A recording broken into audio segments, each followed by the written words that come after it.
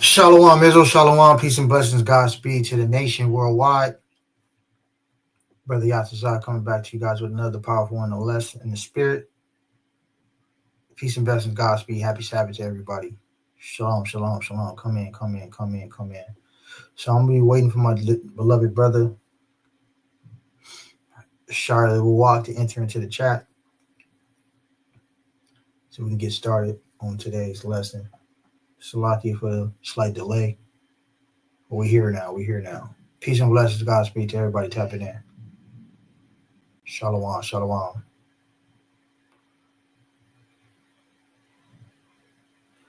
Okay. Leah in the building. Sister Kim, what up? Ashada Rawak, what's good, huh? Sister Justice, Shalom, family, how you doing? Godspeed.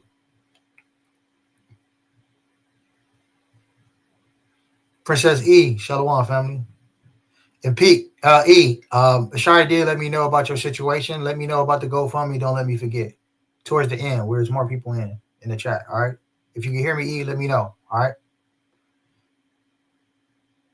Sister Gina, Shalom, sis. Sister Sheila, how you doing? Shalom, peace and blessings, Godspeed. All praises.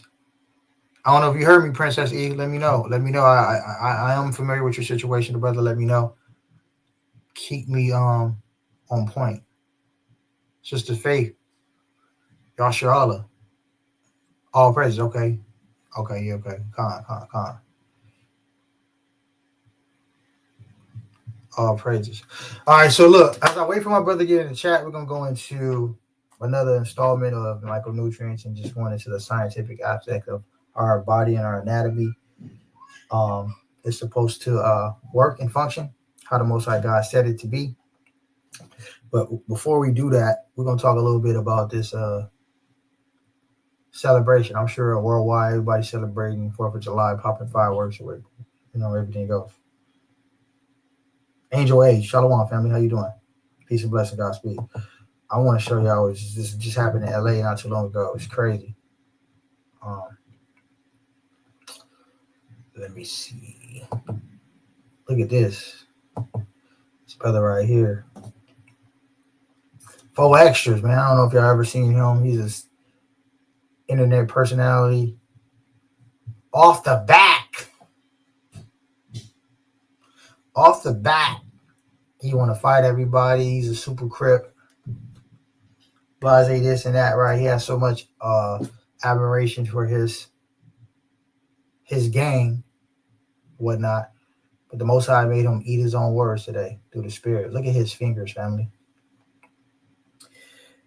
He did a video. I think I got to find a video, but basically he did a video earlier today talking about, oh, God, I'm going to blow somebody up. I'm going to blow somebody up today. It's 4th of July. It's the 4th. Ooh, this and that, right? And the Most High God made him cash in on. The brother don't got no fingers. Look at his fingers. His palm is gone. His whole entire hand in his palm is blew off. He's going to become an amputant at this point. They're going to have to amputate his arm. But not his arm, his hand. You know what I'm saying? Like, it looked like he just only got his index finger. That looked like it's halfway blew off. He looked like he got half of his thumb blew off. The only finger it looked like it wasn't affected was his pinky. But everything else is decimated. Like his whole entire palm is ruined playing with these damn fireworks, man. I had a homie, he was a little older than me, and one of my childhood buddies, he's a little older than me, in my neighborhood. When we when I was in Folly and I had no understanding, we celebrated 4th of July in the projects. He had one of those home bombs that you'll make with the bottle. I don't know if y'all ever made a bomb with a bottle, right? But it was an actual, instead of a plastic bottle, he used an actual glass bottle. This is back in the early 90s. Make a long story short, he lights the homemade bomb, right? I forgot what we called it. It was our version of the M80 in the projects because we couldn't afford fireworks at the time, right? So we'll make our own, mini hydrogen bomb in the project. You know what I mean? Trying to partake in the customs of the heathens. The scriptures say, "Follow not the ways of the heathens." You know us.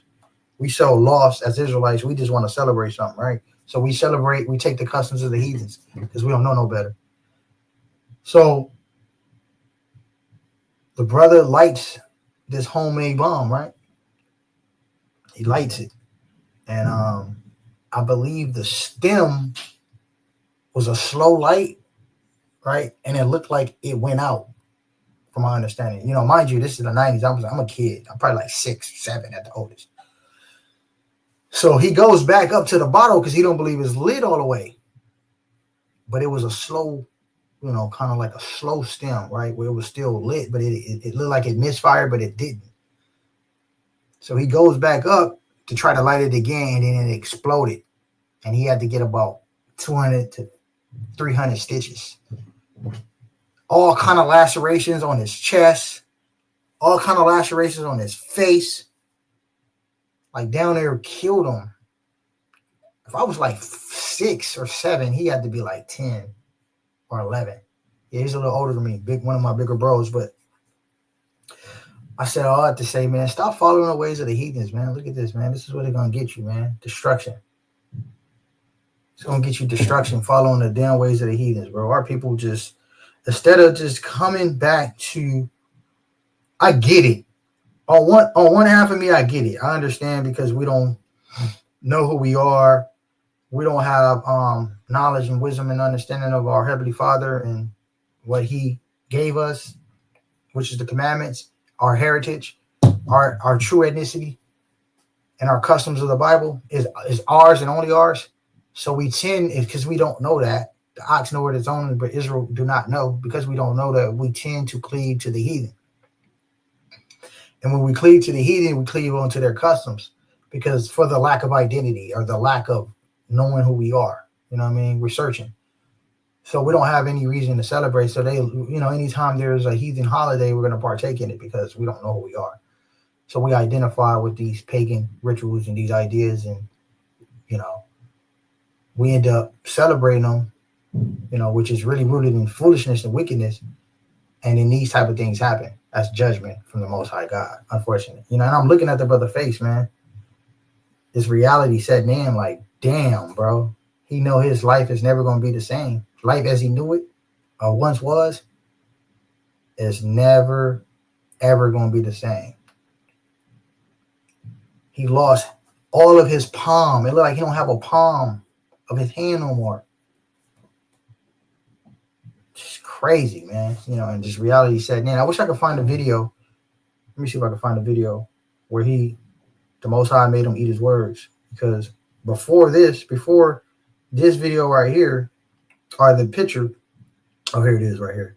Before the picture, on his page, he posted, I'm about to, pretty much, condemning his own self, essentially, right? Let me see if I can share this to myself. Condemning his own self. The Most High made him eat his own words. Like, off the bat, I'm about to blow somebody up. That's his internet personality, persona. He put extras on. He really not like that all the time. He just doing that for the camera. But the Most High God made him eat it. Let me see if I got my brother Shiro. He in the back chat. Shalom, beloved. You in? Salakia. Kai, can you hear me? You up here? Kai, is my audio good? Yeah, I can hear you. You can hear me good? Yeah, everything copacetic. Yeah, it's all over his face, big bro. Like if you look at his face, let me go back to the picture. If you look at his face, it's reality seeking in. I think he had like a fight deal, like a three-part fight deal, something like that, where he was gonna get like probably like $100,000 each fight, $300,000 going. Like his whole entire career and whatever he thought he had set out for himself is vanished in a moment's notice. Playing with fireworks and following the customs of the heathens. Let me get that precept real quick, man. You can't follow the ways of the heathens. You got to leave the heathens to what they do. The Most High God gave us our own designated law that's only applicable to us. So there's no need for us to follow the ways of the heathens. Jeremiah chapter 10, verse 1, it says, hear ye the word of the Lord, speaking unto you, O Israel. Thus says the Lord Yahweh, learn not the ways of the heathens, and be not dismayed at the signs of heaven. For the heathens are dismayed at them. We don't learn the ways of the heathens. The scriptures is plain upon tables. We don't do their customs. We don't do their practices. We don't partake in any of this foolishness, man, because it ain't no benefit to us, man. And just the type of stuff that just happened, every year. I think last year was like a NFL player. He down there lost some fingers and messed up his career playing with fireworks. And our people just don't get it. You know what I'm saying? They don't get it. For the life of me, they don't understand it. Shalom, beloved. How you doing, huh? You good? Oh, Khan, Shalom. Shalom, family. It's good to see everybody here in the building. I saw y'all was here early today. All praise to the Most High for that. Good news. I do have a PowerPoint tonight. All praises. Yeah, my brother gonna cook, man. He gonna get in. Shar do what he do, man. Phenomenal brother. Love that brother, man. He be really, really, sacrificing for the nation, man, to bring some great, powerful lessons for you guys to try to meditate and sizzle in your spirit, right? But before we get into that, we do got to talk about this holiday just a little bit. You know what I mean? We ain't got to go too deep into it. Shar, feel free to intervene and add your 144 cents whenever you want to, all right? Okay. All right, so I like to revert back to this famous speech that was done by one of our beloved brothers, Frederick Douglass. He said, how enslaved Americans respond to 4th of July Declaration of Independence, right? They have this Declaration of Independence. And let's just read a little bit of this, right? It says right here, it says the summer air in Rochester, New York hung thick with the heat and celebration. It was July 5th, 1852, a day after cannons had fires, right? Flags waved, and towns across the Americas had burst into patriotic jubilation to mark the 76th anniversary of the nation's independence. It says inside Corinthians Hall, a different kind of gathering was taking place. Let's go down. It says the man who rose to the podium was Frederick Douglass, once enslaved, now one of the most powerful voices for abolition in the country. He had been invited to speak on 4th of July, but chose instead to wait a day as per time. It says in front of the audience of nearly 600, he began by acknowledging the founding fathers and the brilliance of the ideas they had set into motion in 1776. But then his voice sharpened. The 4th of July is yours, not mine, he declared. The applause quieted. By then, Douglass asked a now famous question. I gotta highlight this. What to the American slave is your 4th of July? Now, here's the hypocrisy, right, of Americans, right, and how they celebrate this day, and our people just foolish, just blindly, just follow, blind leading, blind leaders of the blind, just following our oppressor. Our forefathers was picking cotton when Americans were celebrating their independence from Great Britain. Now, Americans felt like they were getting oppressed and enslaved by Great Britain because they were getting enormous tax levies on tea, right? On tea. They felt like they were getting treated wrong and being levied with too many taxes by the British Crown for tea, which compelled them to go to war and kind of separate themselves from the British Crown and become just independent. Only for them to turn around and then bless and enslave black and brown people and have us in the cotton fields picking cotton till our damn hands bled. You talk about the irony of that. You talk about the hypocrisy in that. That's why the scriptures say they speak wickedly concerning your oppression. Because on one end, you guys think it's okay to go to war and get your freedom, establish your freedom, because you guys are getting taxed, quote unquote, by the Great Britain. only for you to enslave black and brown people and make them pick cotton and be in the damn sugar and cotton tobacco fields from sun up to sundown. That's why Frederick Douglass, when he had all these white people, in his attention, he said, "What is, what to the American slave is a 4th of July?" Because we didn't have no Declaration of Independence. We were still heavily still in the cotton fields. I don't know if you wanted to kind of pick up, say some stuff. No, you cooking not. The problem with the 4th of July is it's deceitful. And the reason I say it's deceitful is because Black people are still under the guise of freedom in America, and this holiday reinforces that deception year after year after year, right? I hope that didn't go over anybody's head. This holiday is built in deceit in the minds of Black people because they feel as though they're free in America. And this holiday reinforces that deception that is already rooted, and I mean rooted, not a seed, but taking root in the minds of Black people. We need to understand that we're not free. That's how the revolution starts. A lot of Black people genuinely believe that they are free citizens in America. They don't understand that the simple act of having to file a tax form and file taxes and pay taxes is an indication of servitude and slavery. Facts. Systemically, you still a slave. That's a fact. So, with that being said, it's very dangerous year after year because one thing Esau is really good at is deceiving. That's why he's that great red dragon that's going to deceive the nations with lying signs and wonders. He's good at manipulating reality. That's deep.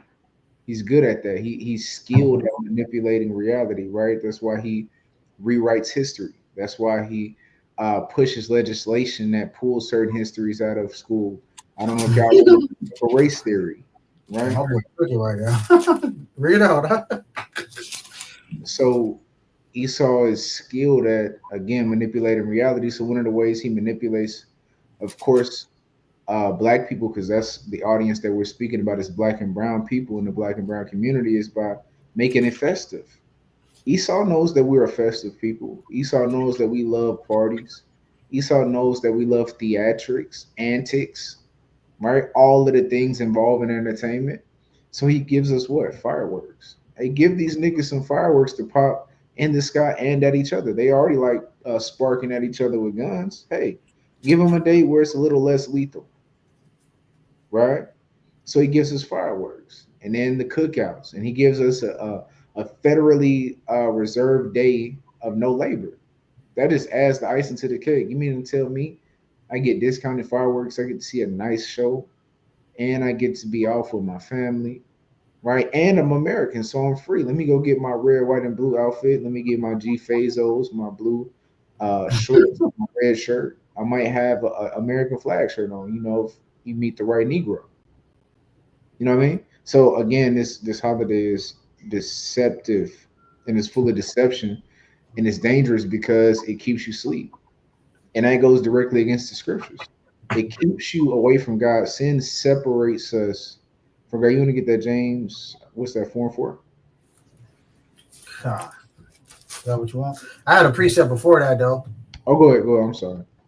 Now, Revelation chapter 12, to my other point, verse 9, it says, "And the great dragon was cast out, that old serpent called the devil and Satan, which deceived the whole world." Mm-hmm. See that? So, to my point, right? The scriptures talk about that evil serpent, Esau, the Edomitic nation as a whole. They're deceivers. And one of the ways that they beguile our community specifically is with their festivities, their festival. Get out. That's the way that they do it, right? There's a vibe. Disguise it in a form of a festive feast, man. Damn. Look, it's a good show. Divine Prospect actually put me on It's called American Gods, right? You got to pay for the series, but there's so many nuggets in there. It's worth every penny that you pay, right? But um, what was interesting to me, and I'm saying this for a point, right, about deception, right? One of the things that was interesting to me is one of the characters is Odin. If y'all know about Odin, Odin is a old Norse god, right? Odin is pretty much like Yahweh in Norse mythology. He's the biggest guy who created all the other gods. He's like the father god, right? And one thing that Odin did to stay alive was he disguised himself. He would take on different names in the different societies that would pick up his worship. So, if y'all don't know, Wednesday is actually the day of Odin. When you look at Wednesdays, that goes back to the day of Odin, right? So one thing that happened over time is that he would go from Odin to Zeus, right? Then he went to Wednesday, right? When you get to Rome, right? So these gods and these idolatrous customs, and this is what makes it so dangerous. And people always ask the Israelites, they ask us all the time, like, why do you preach so hard against these holidays in America and just the holidays that anything against the Bible, right? It's because of this reason is that certain sins get secretively passed on under the disguise of something good, right? Because you ask the regular Negro, hey, why are you celebrating 4th of July? They're gonna say, what you mean? I get a cookout with my family. We're throwing pork ribs on there. I get to see my uncle I ain't seen in 80 years because we off and he have to work every single day to make a living. We pop fireworks. We see all the kids. They enjoy it, right? It's a nice little show. And the other thing about these holidays is it's about community. Because you're not the only person outside popping fireworks. Your neighbors popping fireworks. Their neighbors popping fireworks. The people on the other street popping fireworks. Y'all linking up with each other like, hey, look at my firework. Y'all want to light this one? It's a community. So it's, again, deception. It's deception. It's deceiving. And it gets reinforced with these um, disguised positive stimuli, right? The community aspect, the love aspect. You get to see your loved ones, right? It's a sense of togetherness behind It's these. fun, and it's fun. It's pleasurable. Uh-huh. It's pleasurable. It feels good to keep the holidays in America. It feels good. That's Yeah. a You deceit. have an opportunity to smoke weed. You have an opportunity to drink, pass out if you want to. You have an opportunity to be around family, like you said, your loved ones you haven't seen in a while. You have the opportunity to eat like a pig, eat whatever you want. It's pleasurable, man. It feels, in a sense, like freedom. And then Exactly. you have the opportunity to partake in a fireworks show afterwards. I mean, they're acting like, why not celebrate? Right. Exactly. So like, yeah, keep No, going. you good though. But yeah, and that's what John was talking about. The deception of riches. Hold on, let me get that precept. Yeah, the deception of riches, man. Bring that out. Come on, let's get Mark 4:9. Yeah, this is what I want. 4:19, like you're not 4:9, 4:19. This is Christ, like you're not John Christ. All right, let's get the book of Mark, chapter 4, verse 19, and it reads, it says, "And the cares of the world and the deceitfulness of riches and the lust of other things entering in choke the word, and it becometh unfruitful." Right, and this is probably one of the most powerful parables Christ gave, right? Because this is dealing with pretty much your fate, dealing with the Most High, right? Some people's fate is to get the word, but then the deceitfulness of riches, the lust of other desires, they creep in and they choke the little bit of light that was planted in them. And again, this is why we have to uncover and peel back all of the layers that come with, especially new age and nowadays uh, customs, because these things have evolved and become more hard to unpack over time because it's layered with centuries and centuries of different customs and different names right? And so-called different origins, different gods attached to it, different meanings behind it, right? Because the ultimate meaning, which is what the brother's reading about now, is about freedom of the white man, him getting liberation, not us. Right. But now it's a holiday of celebration of fireworks and cookouts. That's not what this is about, though. So that's why this is important to do. It's deceitful and it's full of deception, right? And it gives you a false sense of security in what you're doing because it makes you feel good. It seems good. It seems like a good time, but ultimately it's not. And that's the deception behind it. That's a fact. And just to let me back on my brother point, right? It says, look, Douglas continued. He says, as Douglas spoke that day in 1852, slavery was still legal in half of the country. They had something called the Fugitive Slave Act of 1850 had recently passed, forcing free states to return escaped enslaved people to bondage. Damn. So they force free states to return escaped slaves people to bondage. So anytime a slave would escape and try to run off to freedom, they had an act that made them come back to bondage, essentially, come back to Egypt and be enslaved. You know what I mean? During the time of America's Declaration of Independence, which don't make any sense whatsoever, right? Because like the brother said, because it was never meant for you anyways. You know, in their constitution, you're only 60% of a man anyway, so this is not applicable to you anyways. So it don't make any sense for us to celebrate it. I'm hearing, I mean, you hearing fireworks right by your house, because I'm hearing it all over by my house. I don't know if y'all can hear it in the background. It's fireworks going off every which way.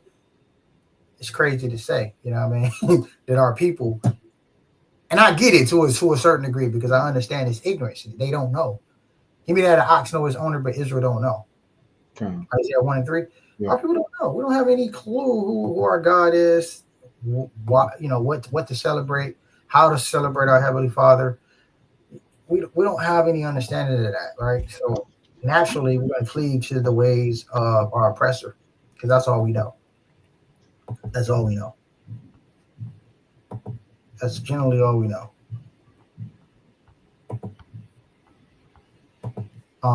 You got that real quick? Oh, Con, you want me to go? Okay, Con. Yeah, this is Isaiah chapter 1 and verse 3. It says, the ox knoweth his owner, and the ass his master's crib, but Israel doth not know, my people doth not consider. We don't even consider, man. He don't even know. Look, 4 extras. And I know he know the truth because one of his homies, I forget his name, Spody Face. Yeah, Spody Face. Yeah, Israelite. Yeah, Spody Face. That's his cousin. That's his cousin. That's his big cousin. You know what I mean? And Spody Face is a reputable from my understanding from this section. Let's see what he said. Let's see what 4 extra said. Then we'll get into the lesson. I'm gonna blow a nigga up. Fuck wrong with a nigga. Dead homies, nigga. Hey, you can hear the audio? Okay. Or if I'm gonna blow a nigga up, who wanna get blown up today, nigga? Fuck wrong with a nigga off the back. I'm blowing a nigga up. Stop playing CDs, nigga. I'm throwing them in your house. I'm throwing them at you, nigga. Vernon Avenue, nigga, off the back. I'm blowing your ass up. I'm blowing somebody up today off the back. Right? That's his personality. That's his personality, right? That's what he's known for, being extra out. But then the Most High made him eat his own words, right? The Most High made him eat his own words, literally. In 2 seconds, the Most High made him eat his own words. Let's go back. Can you see this picture out? Oh, you got to reshare.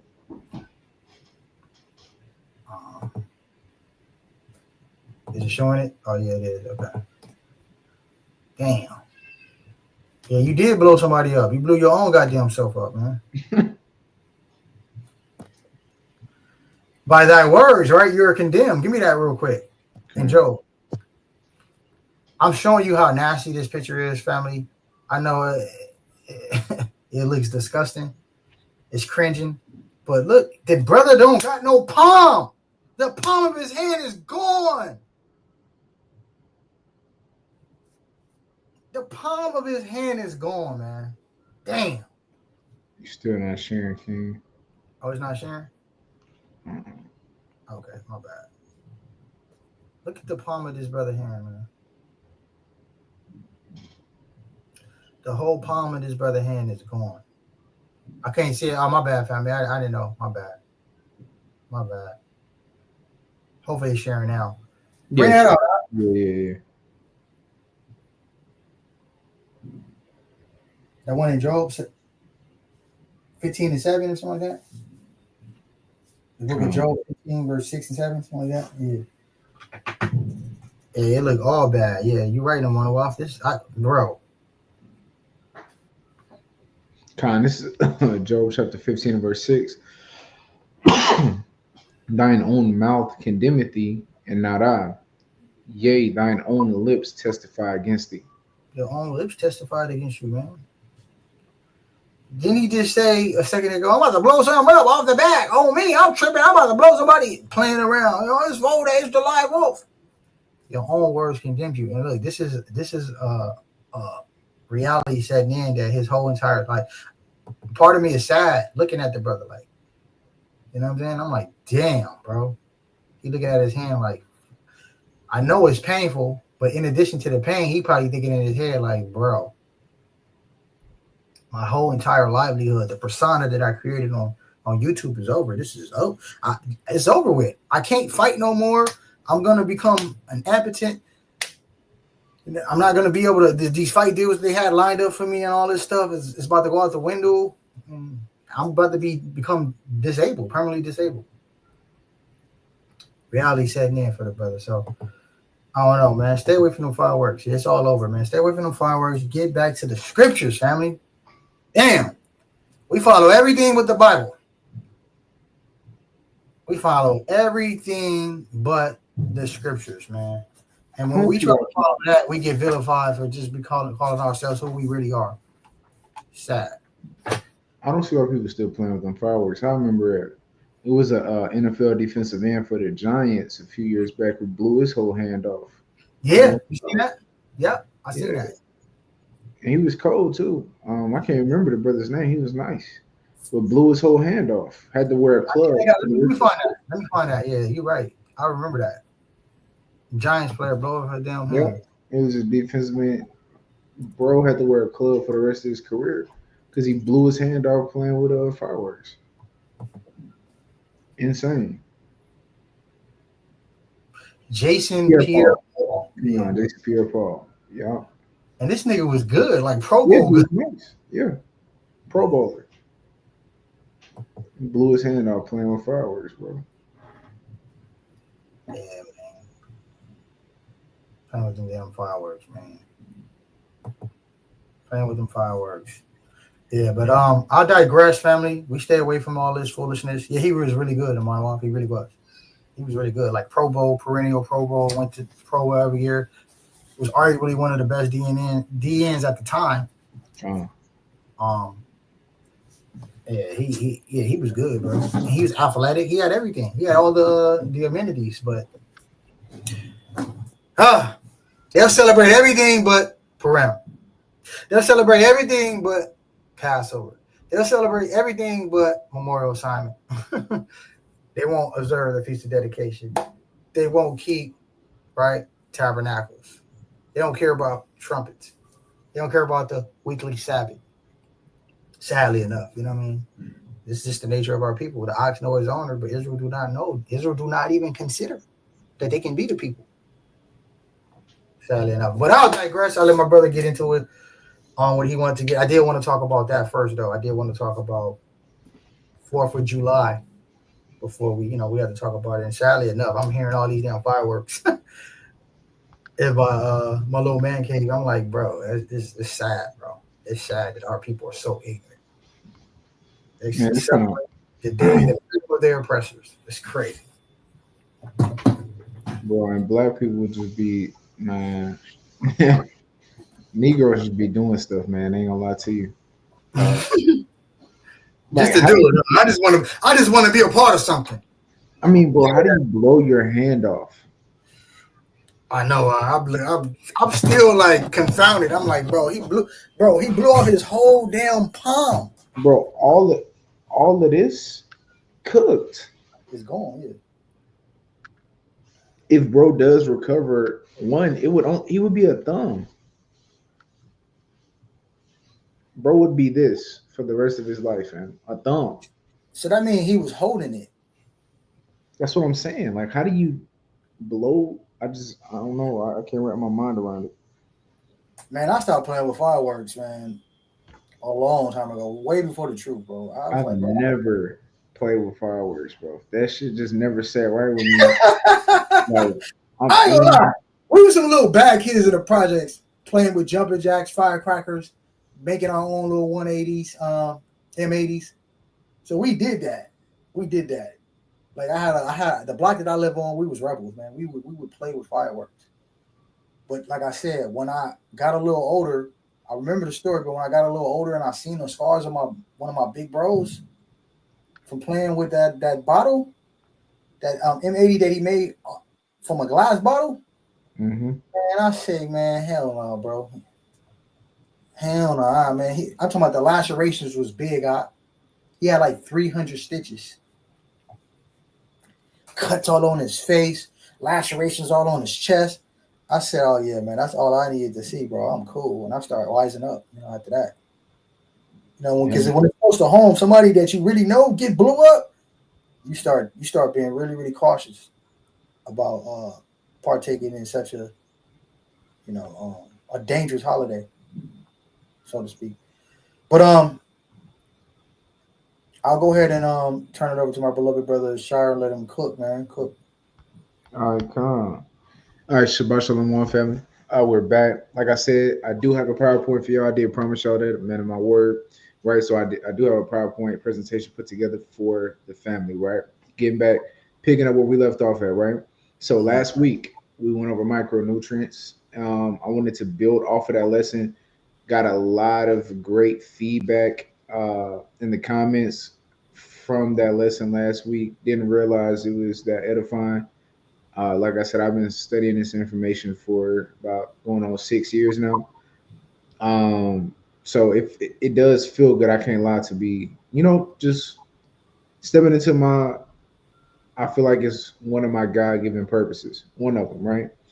Healing the nation. So all praises, I'm gonna keep giving y'all this, right? So we're just gonna build off last week's lesson. That's what's gonna happen today. We're gonna build off last week's lesson. We're gonna go in depth today. I was surprised by how many Israelites, really don't even know that much about nutrition and health. They know a little bit, but certain things that I feel through my training that I've received should be like a necessary understanding. The stuff we've gone over so far is like baseline, like knowing the difference between a vitamin and a mineral, right? Asking a layman person on the street, like, what's the difference between a vitamin and a mineral? They're gonna be like, I don't know.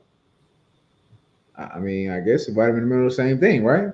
So, this is important for the nation because this is all about keeping your vessel holy and making sure that your vessel is functioning properly, right? Because a lot of people are not operating optimally, physiologically speaking, right? So, before we do that, I want to shout out to Sister Erica. Yeah, I told her to remind me. I talked to her already. I told her to remind me about the GoFundMe that she had. Okay, you want to do it at the end of class? Yeah.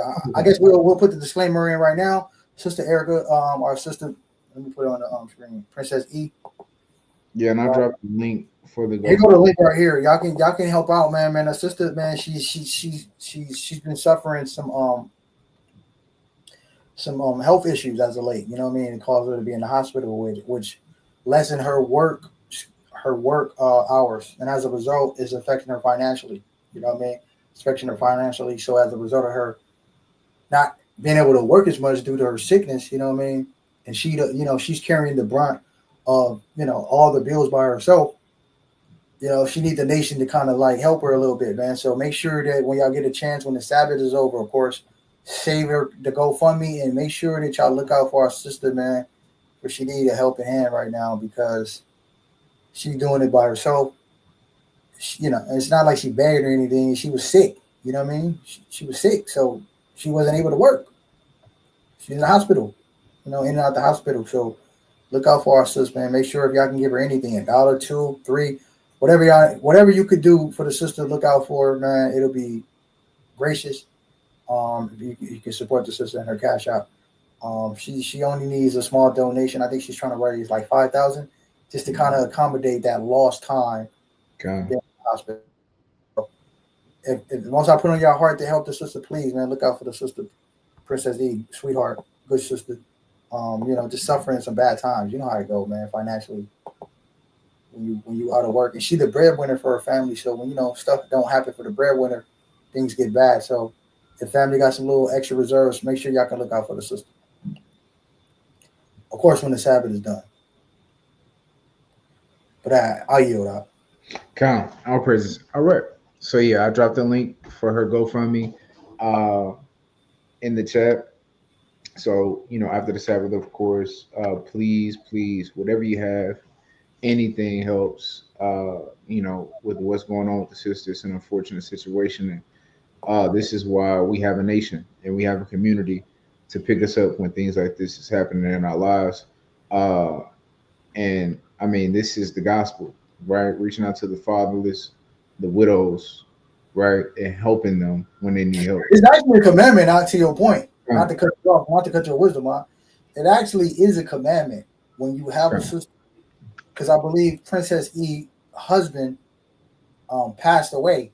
From my understanding, her daughter's father passed away prematurely, so that compelled her to kind of take the father and mother role. So as a result, when you have the fatherless, naturally as a nation, we have to lobby together and help our single mothers and look out for them. You know what I mean? That's what the scriptures say. That's actually a law. Okay. So you have to. Let me get it real quick. Yeah, bring it out. Bring that precept out, just so people don't think we lying. It's actually in the scriptures that we have to do it. So bring that out. Exodus 22. This Exodus and Deuteronomy. It's all over the place. But yeah, probably the one that Exodus. You might read that. Yeah, read that. Yeah. No, that's not the one I want. I want the one in Leviticus. The one in Leviticus? Okay, bring that one out. Yeah. Yeah, it might read a little better. It's all over the law, though. It's all around the law, where it talks about literally having to compensate for the lack of that a widow might face. You know what I mean? She's gonna be subjugated to financial challenges because she lost her king. Unfortunately. That's the breadwinner, and that's supposed to be the provision and the protection. So what the nation's supposed to do as a result is to come together and to look out for those widows. I got it. This Leviticus, Deuteronomy 14. This is what I wanted, right? Dealing with tithes, right? And giving alms deeds, right? This is Deuteronomy 14 and verse 29, right? But the context starts with verse 22, talking about tithes, right? It says, "And the Levite, because he hath no part nor inheritance with thee, and the stranger and the fatherless and the widow, which are within thy gate, shall come and shall eat and be satisfied, that the Lord thy God may bless thee in all the work of thy hand, which thou doest," right? So a portion of the treasury that was in Israel was allotted, of course, for the priests getting their portion for doing the duty of God, because their literal job was to work for God, but also orphans. God taking care of the treasury was for orphans, widows, and strangers that were coming from out of town, chilling with us, right? Getting them taken care of on far journeys.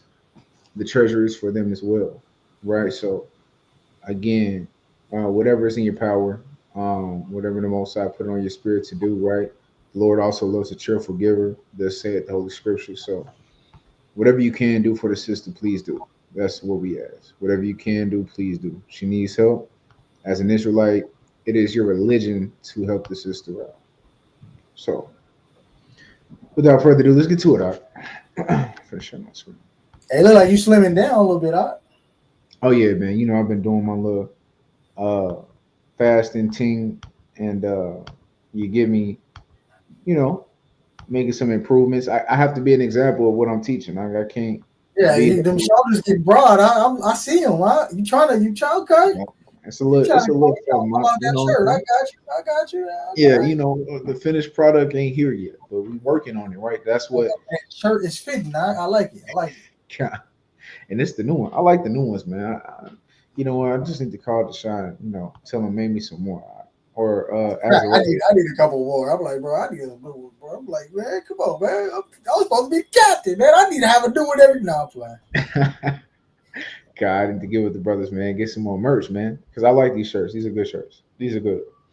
But come on, here we are, family. So the title of tonight's lesson is a comprehensive workshop, right? So building on last week, hopefully y'all took notes on what we went over last week concerning micronutrients, vitamins, minerals, the types of vitamins, the types of minerals, how they work with you and what they do for you. So we're going to build off that today, right? We're going to build off all of that momentum that we had last week, people being edified and learning, right? We're going to get into it, right? So tonight's lesson is a comprehensive workshop, macros, calories, hormones, and holistic nutrition. We're going to cover all of these bases tonight on a simplistic level, right? This lesson and these few lessons that we're going into for the next few weeks that we're going to build off of are for the layman. These lessons are built and constructed for you to never know anything about nutrition and be able to listen to this lesson and read this PowerPoint and be able to take something away from it and utilize it immediately. That's my goal with these few lessons. We're going to get deeper. Like I was talking to my wife earlier today, and she was asking me questions about genetic expression. She didn't know she was asking me questions about genetic expression, but I was explaining to her. She was like, "You need to go into blah blah blah." I'm like, a lot of people don't even know what a vitamin is. If I let me ask y'all this: what is a calorie? Don't Google. Your knowledge in the chat. What is a calorie? What is it? Like, what is a calorie? Everybody hears about calories, and it's got a whole bunch of calories. I'm trying to track my calories. All of this. What is a calorie? Without cheating. It's a calorie, family. Comment below if y'all know what a calorie is. Before we even get to it, because I want to show y'all something. I'll give y'all a hint. It start with an E. God, and that's a big hint. What is a calorie? Amount of energy to burn, energy intake. Right? Y'all are right. Right? It's a measurement of food energy. Yep. That's the definition of a calorie. A calorie is a measurement of energy. Calories are how we measure how much energy we are actually absorbing from the food that we eat.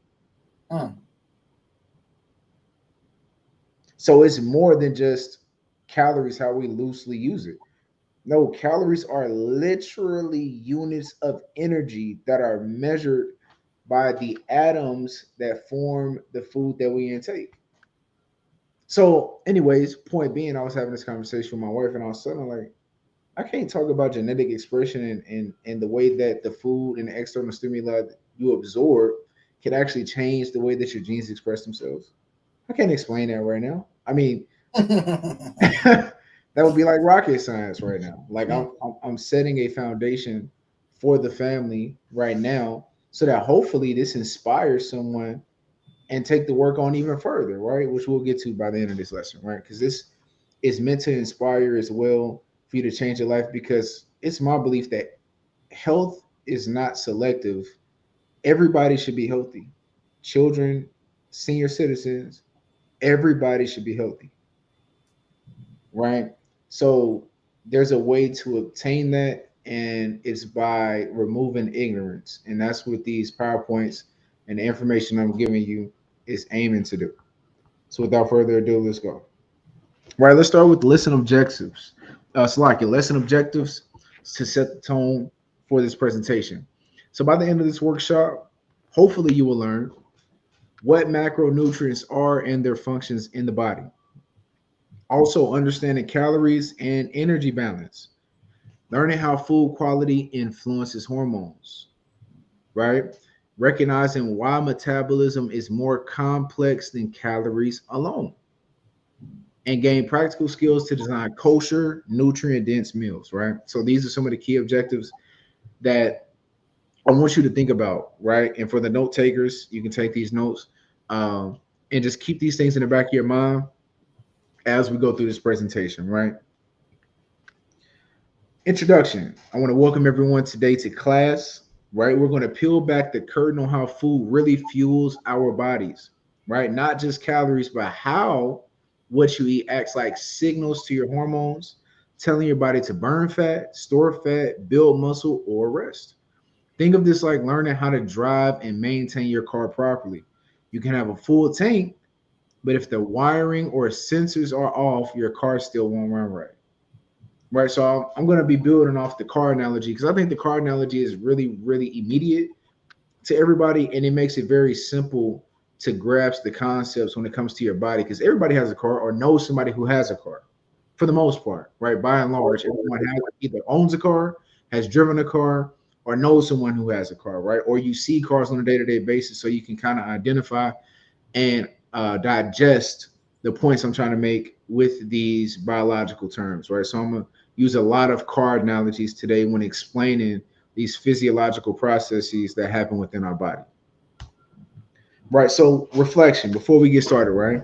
A question I want to pose is, have you ever felt like you were doing everything right, eating less and moving more? You know, because that's what people tell you to do to lose weight, right? So you eat less food, do more activity, right? That's what I mean. That's pretty much what Western medicine teaches. That's what TV teaches. That's what the culture teaches. Eat less, move more, you're going to lose weight, right? But is that optimal? That's the question. Because a lot of people do this but never see results. Never. So this is something that I want you to think about as we're going through this, and specifically how food impacts the hormones in your body, right? Now let's begin. What are macronutrients, right? The macronutrient definition simplified is macronutrients are nutrients we need in large quantities to give us energy, which is the fuel for your car, build and repair tissues, which is the materials that make up the car, the body of it, right? And keep your systems working, the electronics and software, right? So your body is like a high performance car. And the three types of macronutrients of your body are carbohydrates, protein, and fats.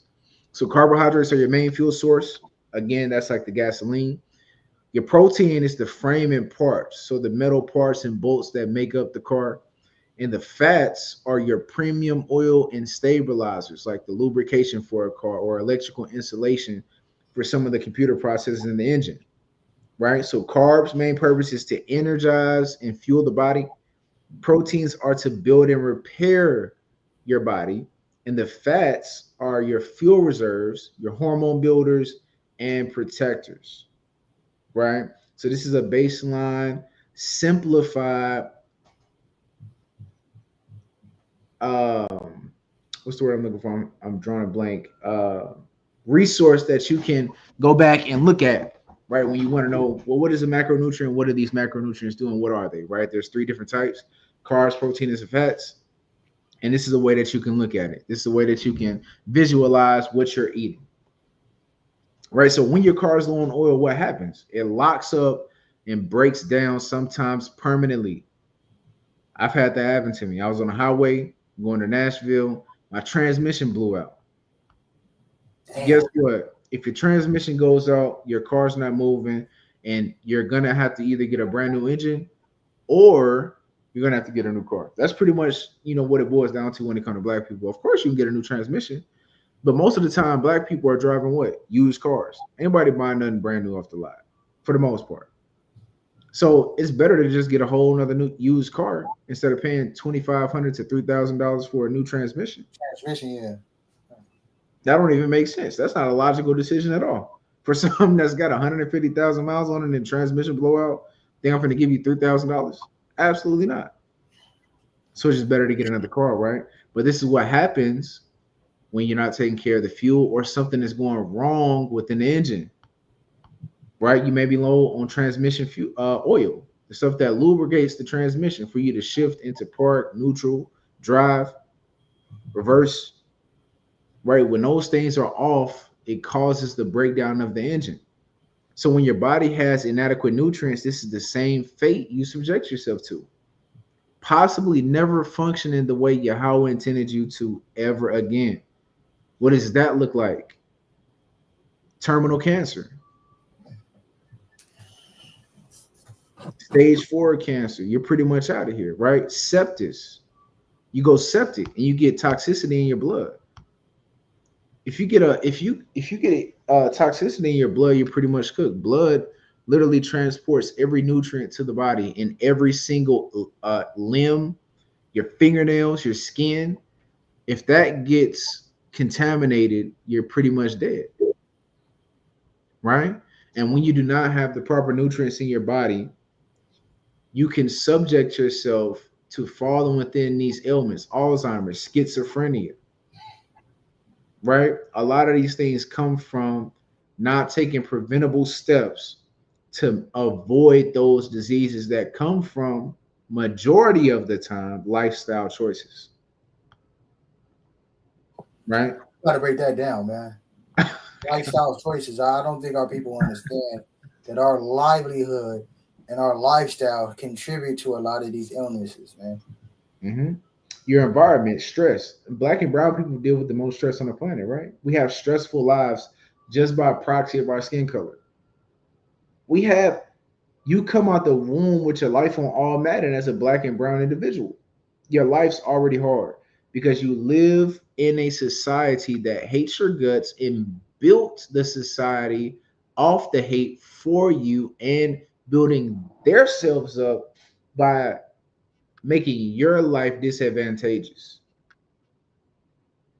So white people got rich and wealthy and prominent in the earth and military might off making your life inconvenient, aka slavery. Slavery was very inconvenient, yes. That wasn't a convenient time to be a black and brown person. Getting your spiritual practice stripped from you, getting your language stripped from you, getting your name stripped from you, getting your land stripped from you, getting your family stripped from you. You get me? So your life is already stressful, and stress causes disease.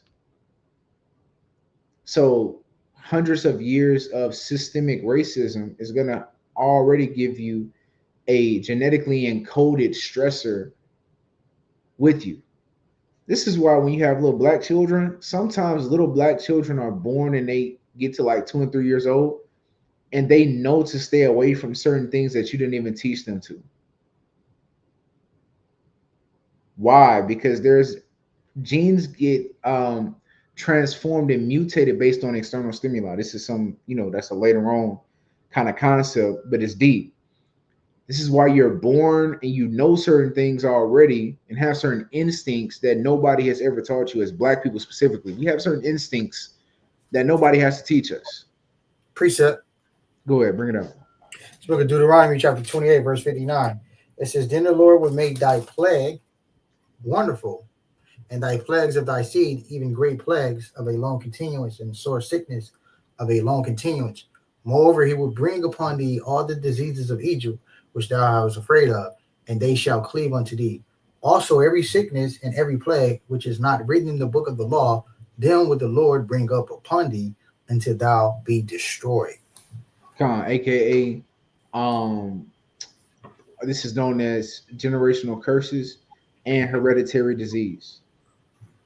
That's what that looks like. That shows you, that's an identifying marker of who the people of God are and who are prone to the most hereditary diseases. Black folks, high blood pressure, aka hypertension. Some black people are born bipolar, right? Just crazy as hell from the womb. Some of them have genetic defects that develop later on in life, right? That you don't get immediately as a baby, but all the family members got, right? This is why when you go to the doctor, they ask you, do you have a history of diabetes in your family? Do you have a history of hypertension? Do you have a history of X, Y, and Z, right? Because Esau, over time, through studying us, but just studying humans in general, because he's a mad scientist, he understands this concept as well. I got some data. Go ahead. I'm gonna remove you real quick just to share this data, and then we're gonna come back. Make sure you share it again. Sure.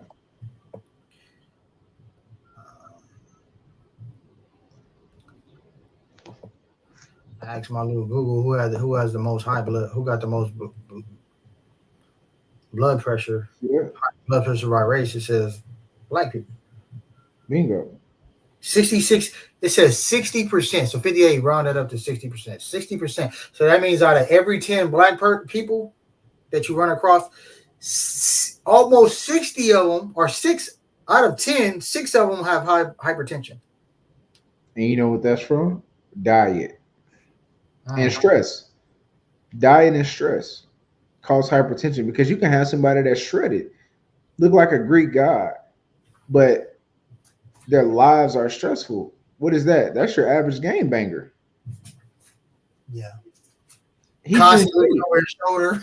Yes, he's in shape. He fight every day, or he slap boxing, or he walk in the neighborhood 85,000 laps, right? Until he goes to bed at night. He's in great physical shape. Doesn't even eat too bad.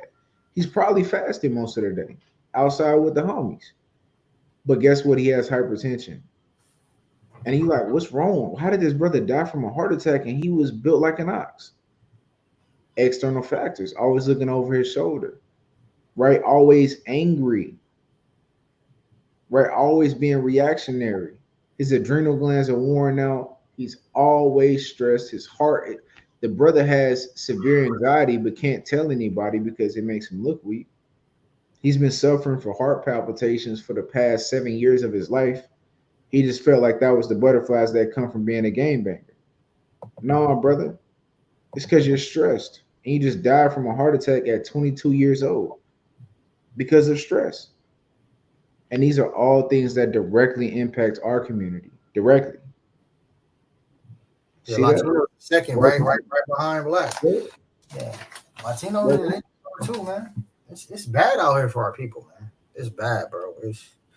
I mean, the Lord is making it so bad to the point where you have to turn to Him at this point. And I'm not talking about the church. I'm talking about coming back to the law, statutes, commandments. Understand why these issues are occurring among our communities, why these hereditary curses are being passed down.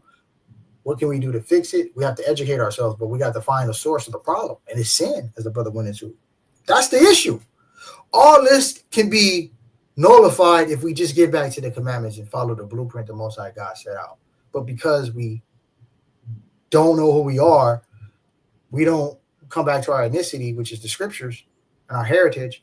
We tend to keep these generational curses cycling, passing down to generation after generation without having access to a cure. Sadly enough, we do have access to a cure. It's on the dresser that your grandma never opened up, the Bible. It's just a decorative, or, auntie put in the window of the car because it looks nice. So it becomes a decorative actually than using it as a tool to change our people. Precisely like the brother said. So, and Marcus said something powerful.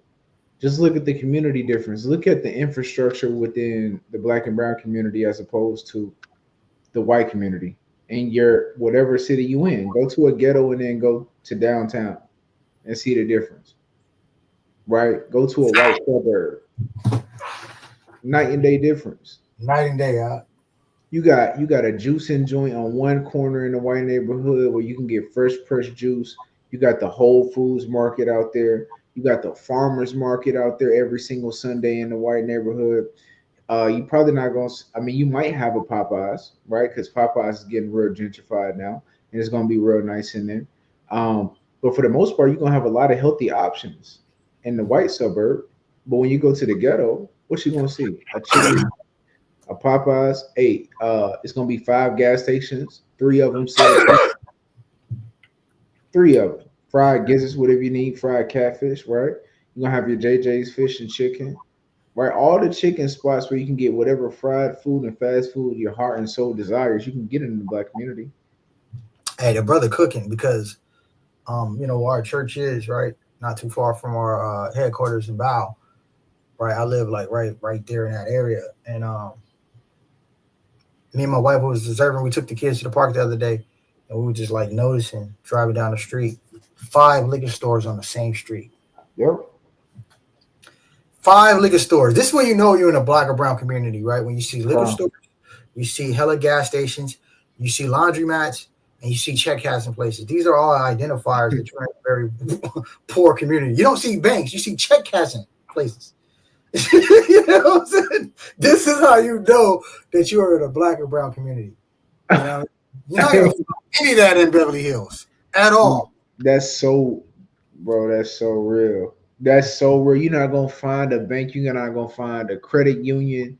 You're gonna find quick cash pawn shops Pawn shops. and cash now spots, boy, and Yeah. check cashing places. Yeah. Because black folks don't even have a bank account to deposit no money into.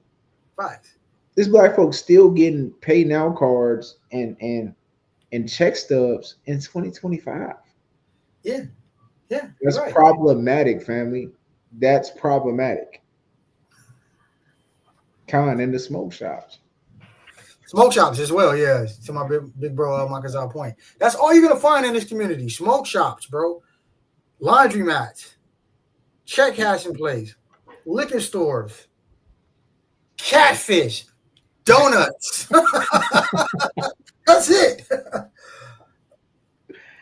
Nah, you on point now. Nah, that's real talk. You gonna find a Krispy Kreme if you in the South. That is, you gonna find the one Krispy Kreme we have in the city is in the trenches. Yeah. Like, bro, but the Dunkin' Donuts is in the suburb. Hey, it's designed to destroy us, huh? It's designed to destroy us, huh? Every You know what I'm which way, man. Every which way we look. We're not Well- giving these niggas no healthy food at all. We're not gonna even give them the illusion of having a healthier option. That's what I'm saying. Like if you are a trench baby who is entrenched in the trap, you're going. It's few that make it out to where they can even go out and understand what they're looking at, because healthy food to black people is like it's like a phenomenon. Like black people don't really even know how to be healthy. Like we as a community don't know how to be healthy. Like what is healthy? Like we don't even have an example of what healthy look like. Even as athletes, why in the ham sandwich were we eating pizza and pasta bowls before a football game? Explain that to me. I never understood that. Why was I eating Alfredo before a football game? Who Heavy in the full right? course meals, bro.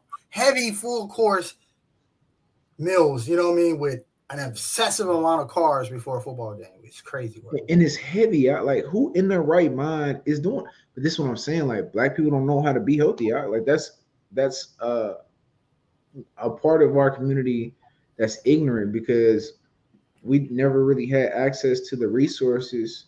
Most of us grew up on what government food lunches, and after you got to partake in school food that was good prior to Michelle Obama.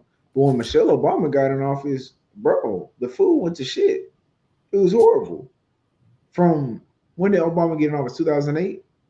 From 2008, I graduated in 2018 for 10 years, homeboy. That shit was terrible. The food was awful. The food was better in its unhealthy state, because I remember kindergarten and the food was different. I remember the change was around second and third grade when you start getting a diet drinks in the vending machine. You can only get baked chips now. You can't get regular chips from the little concession stand no more. The burgers look like yuck. You started having a chicken tetrazzini that has literally no flavor. There's no salt or seasoning at all in this dish. It's horrible, right? All of that stuff changed, and that's primarily in the public school system. And you just grow up with that, and you don't really have any home ec classes that teach you about nutrition and why it's important to be healthy, and the importance of micronutrients, the importance of macronutrients. Like, what do these things do for your body? Why they're important? You don't learn that in school. Yeah, that's a fact, though. Them coffee cakes is fire. No cap. I ain't gonna hold you. I mean, the ones in my school, they was cool. I used to eat them every day at nutrition. No cap. Right. But to my brother's point, Deuteronomy chapter 28, verse 16. I started verse 16. It says, curse shall thou be in the city, and curse shall thou be in the field. Curse shall thy be baskets. Curse shall be thy baskets in thy store. Curse shall be the fruit of thy body and the fruit of thy land, the increase of thy kind and thy flocks of thy sheep. Curse shall thou be when thou goest in, and curse shall thou be when thou goest out. The Lord will send upon thee cursing, vexations, and rebuke, and all that thou settest thy hands unto for to do, until thou be destroyed, and until thou perish quickly because of the wickedness of thy doing, whereby thou hast forsaken me. The Lord shall make thee pestilence cleave unto thee, until he hath consumed thee from off the land which thou goest to possess it. So there you go. Because of our disobedience to the Heavenly Father's law, statutes, and commandments, and the reneging of the covenant that we made, now we got all these sicknesses. And the Lord even made it to the point where he didn't even allow us to have the resources to be healthy. Again, it was COVID. No, I ain't even gonna say it was COVID. It was the truth that made me get on point with my health and wanting to be healthy, like fasting. I had never fasted a day in my life, intentionally, that is, before the truth. Never. It was my wife. Shout out to my wife. Yeah, I used to eat crazy, man. I remember when I was like courting her, and we were little, in the little cupcake stages. We were on the phone all night. You know how that go, right? Okay. I was eating Wendy's every night after work because I worked the night shift, the swing shift. And she said, "You're never gonna do that again when I become your wife. You're crazy. You're not gonna never eat Wendy's again." I'm like, what? What? I'm gonna make sure I change that immediately. That'll be the first thing that I'm gonna change. Every night, I'm working from 4 p.m. to about 2 a.m. Yeah, 10-hour shifts, right? Or sometimes 4 to 4. So when I get out, Wendy's was still open. You got McDonald's 24/7, Wendy's 24/7. So back in the day, I'm getting the Wendy's. You know what I mean? I get my Wendy's every night because I'm like, I ain't got no wife to come home and cook for me. So I'm doing these 12-hour shifts. I gotta just stand for myself. I gotta, you know what I'm saying? And she was like, "Bro, are you at Wendy's again?" She said, "I promise you, when I become your wife, you're not gonna eat Wendy's again." You know what I mean? And I could probably count on my hand how many times I ate Wendy's since she became my wife through the Spirit. So shouts to her. Hold on, let me reshare real quick. All right, there we go. So with that being said, family, this is why it's important to know about nutrients and the quality of the nutrients and the quantity of nutrients that you need, because it's literally life or death, family. So we're going to start with carbohydrates, right? So carbohydrates are the fuel and accelerator of your car, which again, I'm going to be using car analogies today, family, referring to the body, right? So carbohydrates are the fuel for your body and the accelerator for your body, right? Carbohydrates, plainly defined, is thus: carbs or carbohydrates are sugars and starches your body breaks down into glucose, which is the body's main fuel source. Right? So carbohydrates is the main fuel source, not the only fuel source, but the primary fuel source that it likes for its fuel is carbohydrates, right? Because in the later lessons, I'm going to go into fad diets. And you have something known as ketosis that your body goes into when you have a lack of carbohydrates in your body, right? And then a different metabolic process kicks in, which is known as ketosis, where you start to use fat for fuel. Not to jump the gun, but in order for you to be in ketosis, how much you have to limit your carb intake to what? To 50 grams or below. Okay, 50 grams. Well, I guess I'm ketogenic then, you know what I mean? Because I make sure that I do under 50 grams a day. If you are 50 grams or below, yeah, you're pretty much in ketosis. Ketogenic, okay. All right, that's what's up. So the role of carbs is to fuel your muscles for activity, feed your brain to focus on tasks, and to refill your overall energy tank on a day-to-day basis, right? So carbs are not bad It's the type of carbs you're eating that's bad, family. I know a lot of sisters have that misconception more than men, right? Because you know, sisters are very self-conscious about their weight. You know, it's an unknown rule that you can't even ask a woman how much she weighs, how old she is, you know, all these crazy stuff. But women are really subconscious about their weight a lot of times. And a lot of misconceptions that a lot of sisters have are, well, I need to limit my carbs because I'm not losing weight. So obviously I'm eating too many carbs because I'm not losing weight. Like they equate carbohydrates and bread and potatoes and stuff to this is making me gain weight. And that's not always the case. Right. And that's why I wanted to go into this because I'm going to dispel a myth today. I'm kind of jumping the gun, but the spirit just lead me there. I'm going to dispel the myth of calories in versus calories out. That's foolishness. If you've ever heard anybody tell you, hey, it's calories in versus calories out, that's BS. And I'm going to go into that. I'm not going to jump the gun too much, but that's something that we're going to cover in this lesson as well, is dispelling that myth, right? Because a lot of these misconceptions continue to add to the ignorance that we already have. And it continues to have a down spiral in health benefits in our community because we just don't know these things, right? So carbs are not bad. It's the type of carbs that you're eating that affects your body differently, right? So again, carbs are sugars and starches your body breaks down into glucose, your main fuel, right? There's different types of sugars, right? You got glucose, fructose, and lactose. Those are your three types of sugars, right? You got different starches. So you got starches like you got your white rice, you got your potatoes. Those are two different types of starches, and they affect you differently depending on the rice, right? Which we're gonna go into in this next slide, right? So types of carbohydrates: you have simple and you have complex. These are your two different types of carbohydrates that you can intake, right? Your simple are like your high octane racing fuel. It burns fast, it gives a quick burst, but then it crashes. I'm sure many of y'all have experienced the very proverbial sugar crash, where you may have ate some ice cream, or you may have had some candy, you may have had some fast food, and they give you a short burst of energy, but then about 30 minutes later, you come down and you feel like you're about to go to bed, and it's 4 p.m. in the afternoon. Yeah, you got the itis immediately. Yeah, you got the itis. You feeling like it's 10 o'clock and you just worked a 12-hour shift. That's because of the type of carbohydrates you eat in, family. This is why it's important to understand carbs and the types of carbs. That's why last week I broke down vitamins. I broke down the different types of vitamins, how they are absorbed and soluble. I went over different types of minerals as well, right? Because these things are important because they affect the body differently, right? So I have some examples down there for you on different types of simple carbohydrates, right?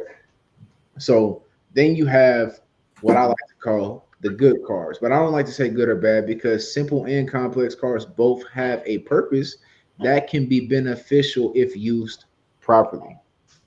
Okay, they both have benefits if you use them properly.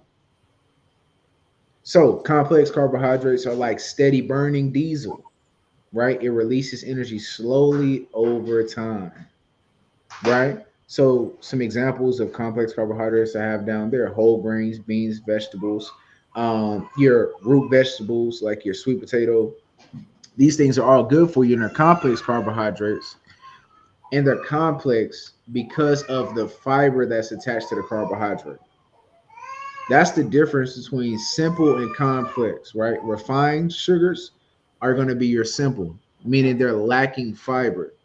Fiber is important because it controls how the speed at which your insulin is released, which we're going to go into. I'm trying not to jump the gun, but I'm trying to like kind of make sure I'm not oversimplifying something that need a little bit more explanation, right? So complex carbohydrates are important for a lot of Black people because a lot of Black people are overweight.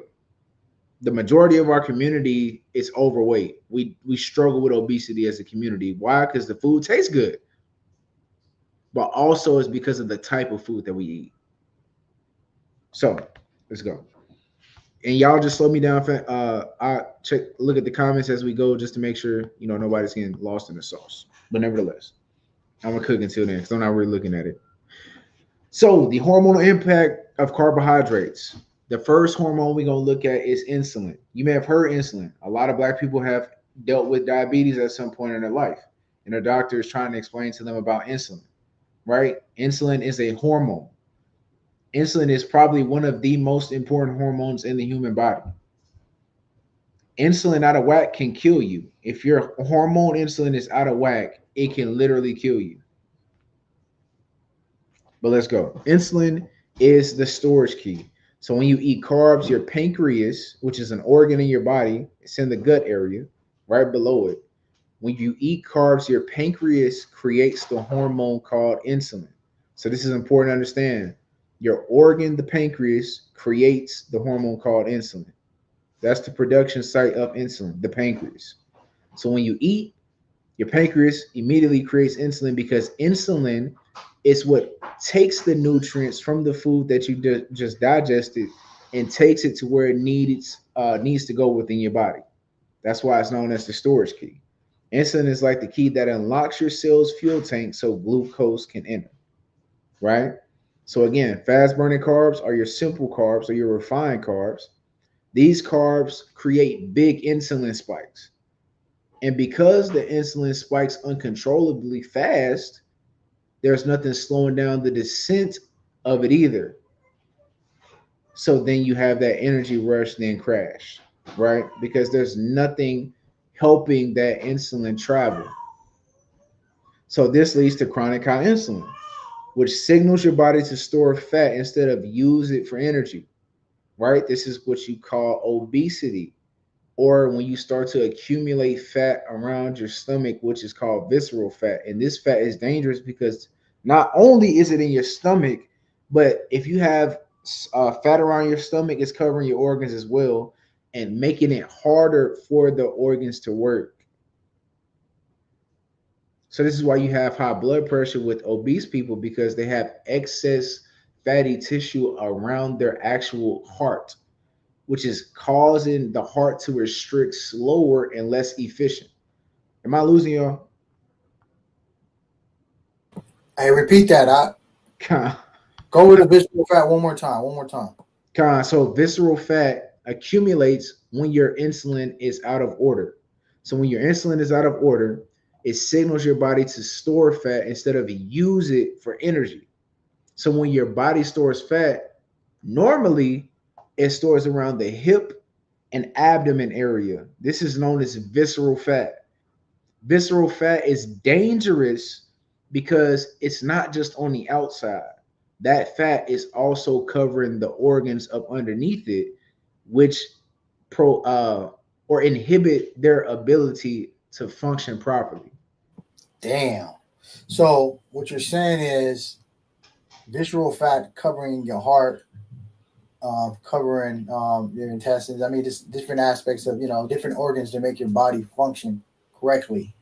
Yes. When this visceral fat take place among your body, it causes these organs to malfunction essentially and not operate properly because it's weighing and taxing to the body. Is that what you're saying? Precisely.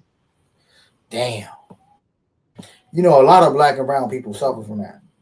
Absolutely. And it's because a lot of black people have insulin insensitivity. The reason fasting is so powerful and impactful on weight loss is because it pulls your insulin back into control. It factory resets the insulin response to food, making it more sensitive, which means when you eat things, it's going to use that food and that energy more efficiently in the body, which is why fasting is so powerful. One of the many reasons, right? Which is why Christ gives us a fasting-based lifestyle. God gives us a fasting lifestyle, right? Because it's the key to the proverbial fountain of youth, right? But that's a lesson for another day. But nevertheless, right? So chronic high insulin leads to your body storing fat, which especially normally accumulates around the belly area and the hip area, right? The sisters normally deal with it more in the hips and the stomach. Sometimes the fellas, it just goes straight to the gut, right? And they end up having that beer belly, right? But this leads to very problematic diseases such as type 2 diabetes, which most black people suffer from, obesity, which our people suffer from, Alzheimer's, and some cancers. So you can get cancer from having insulin insensitivity, and it can also lead to Alzheimer's. This is also why fasting is important and powerful, because fasting is one of the most proven ways to avoid Alzheimer's.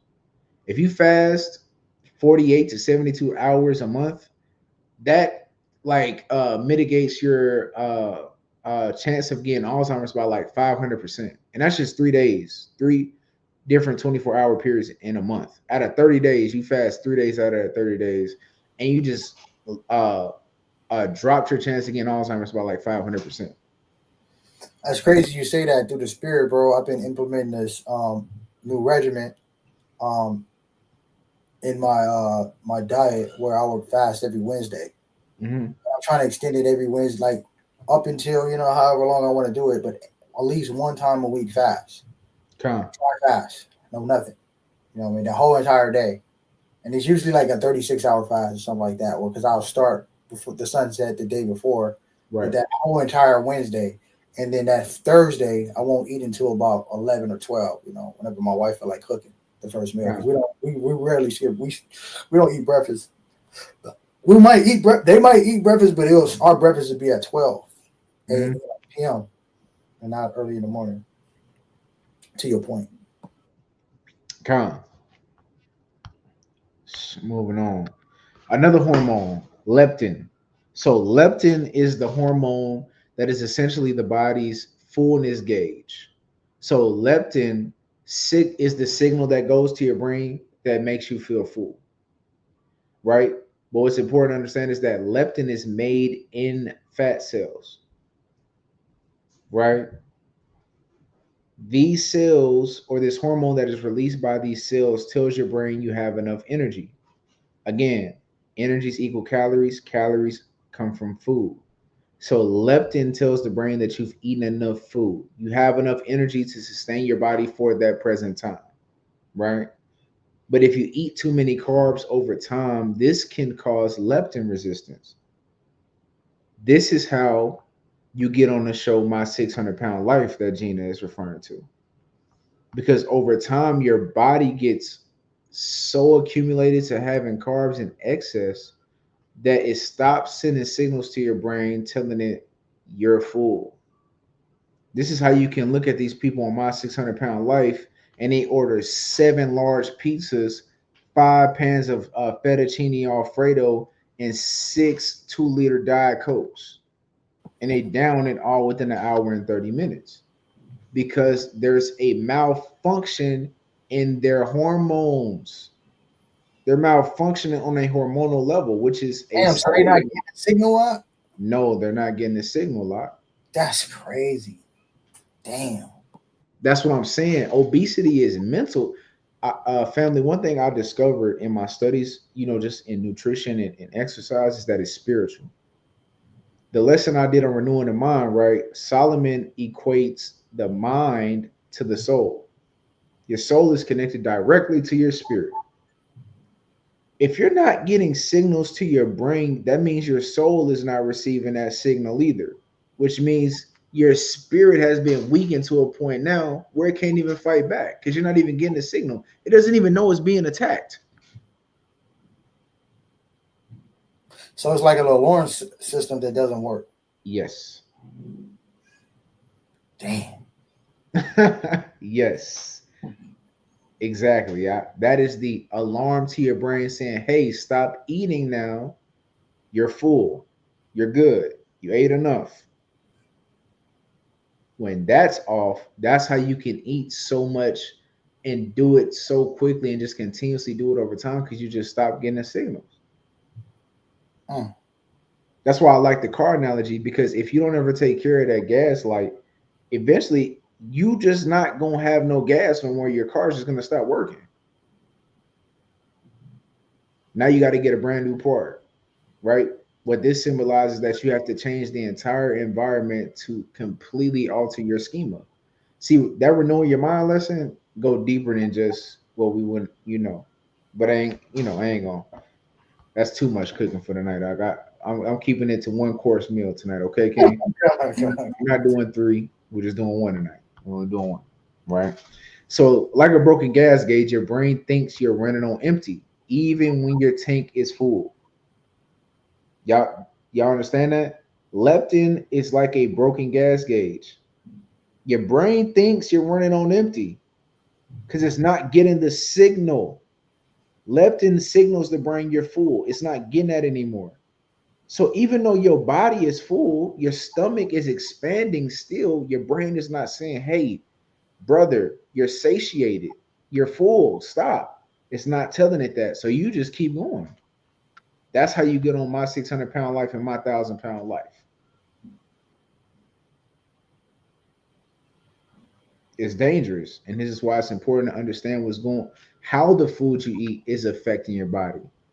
The food you eat is affecting your body on a hormonal level, which then expresses itself in how you look. Because your body is going to tell you on the outside what's going on the inside. This is one of the foundations for holistic medicine. Cortisol. How many of y'all have heard of cortisol? A lot of y'all, your doctor probably done told you got high cortisol levels. Why? Because black people and brown people are stressed. Right? So cortisol is the hormone responsible for physiological stress.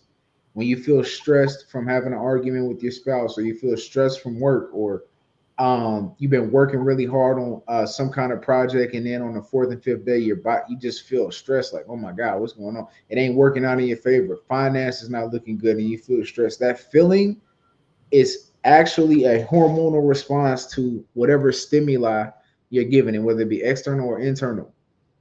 That gets activated, right? But we're just gonna deal with the nutrition aspect. Low carb diets or skipping meals can raise cortisol. Chronic cortisol makes you store fat around your waist. So having high stress, this is why, like in bodybuilding, I know a lot of y'all probably don't know this, but in bodybuilding, right, when you get close to the show date, when you get to peak week, this is like 2 and 3 weeks out from the show, the coach is going to coach you, right, to keep your stress levels minimal, because stress can cause you to hold on to fat or hold on to water that you could release if you weren't stressed. Why? Because of this hormone. Bring it up. I think you brought it out previous lesson, but it applies to what you're talking about. Ecclesiastes chapter 30, verse 21. It says, Give not over thy mind to heaviness, and afflict not thyself in thy own counsel. The gladness of the heart is the life of a man, and the joyfulness of a man prolongeth his days. Love thy own soul and comfort thy and comfort thy heart. Remove sorrow far from thee, for sorrow hath killed many, and there is no profit therein. Even wrath shorten the life, and carefulness bringeth age before the time. A cheerful and good heart will have care of his meat and diet. Bingo. So again, that's in a poetic, religious way saying, hey, control your environment, because cortisol or stress literally kills. Having high cortisol can kill you. And it can cause all kind of effects. Like, I know when I worked out too hard, my eczema flares up, specifically in my hands. And I've learned over time that that's a stress response. And it's not a bad stress response, but it's still a response from cortisol. And like Sister Erica, she says she has breakouts when her cortisol is high. You see what I'm saying? And I know her cortisol levels are high now because of what's going on in her life. But again, we can kind of mitigate cortisol by having good food. If you're eating a healthy diet, you're going to be more resilient to stress. Why? Because your hormones are operating optimally. Right? So cortisol is the emergency warning light. If it's always on, your car is going to overheat. Cortisol is that emergency warning light saying, hey, we're overheating. But if it's always on, you don't know if you're overheating or if you're cool. And guess what? The car is eventually going to overheat. And it's going to break down. When your car overheat, can you crank that thing up and move? No, Ah, you're stuck. If it's 99 degrees in the summertime with 80% humidity in Tennessee, you're gonna be stuck right there with the overheated car waiting on somebody to bring you some coolant. You're not going nowhere. And you might not even want to try to crank it up because that engine gonna start smoking. I digress, right? So, with that being said, here are some healthy and beneficial carb choices, right? Quinoa. I went over this last week. Quinoa, brown rice, lentils, sweet potatoes, fresh fruits. But if you're a little bit heavier than what you should be, right? You want to focus on berries, right? And the reason you want to focus on berries as opposed to like citrus fruits and your melons, right? And your pineapples and mangoes and tropical fruits is because they have a lower glycemic index than citrus fruits, grapes, and melons and those other fruit groups, right? They're lower in sugar than the other fruits. So they're going to give you less of an insulin spike than the other fruit groups. And one of the rules of thumb I always like to tell people is that if it's white, it ain't right. That's a principle I live by in my day-to-day life and how I deal with my food. If it's white, some ain't right. It's been refined, right? God made everything come from the dirt. What color is the dirt? Brown. So everything else that's naturally occurring and growing from the ground is going to have some form of color or polyphenols. Polyphenols are the chemicals that's inside of fruits and veggies that give it its color, right? So this is a list of something that you can start to add to your repertoire on a day-to-day basis. Also oatmeal, of course, things you can add to your diet now to have some healthy carbs in your diet, right? So a practical takeaway from this portion of the lesson is that eating complex carbs most of the time and eating simple carbs sparingly or when doing more energy consuming tasks such as manual labor or exercise, and always pair carbs with protein or healthy fat to slow digestion. Because that's the biggest thing when it comes to eating carbs. You want to have something that's slowing the release of the insulin so it doesn't store the energy as fat. You want to use it as energy over time, right? But that's why I put that disclaimer in there.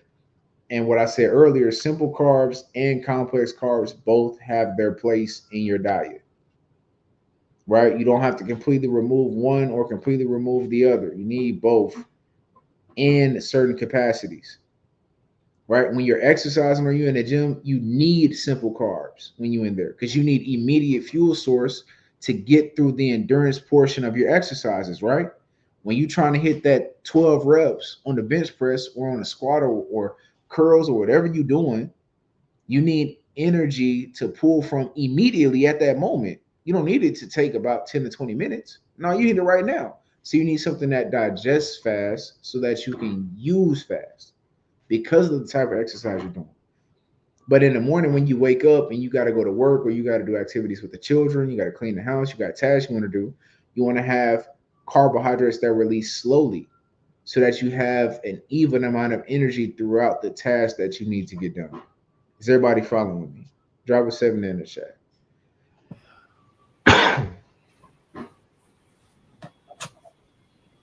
Drop a 7 in the chat if you following your brother.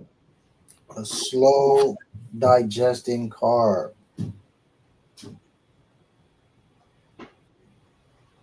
Okay, Con, everybody's with me.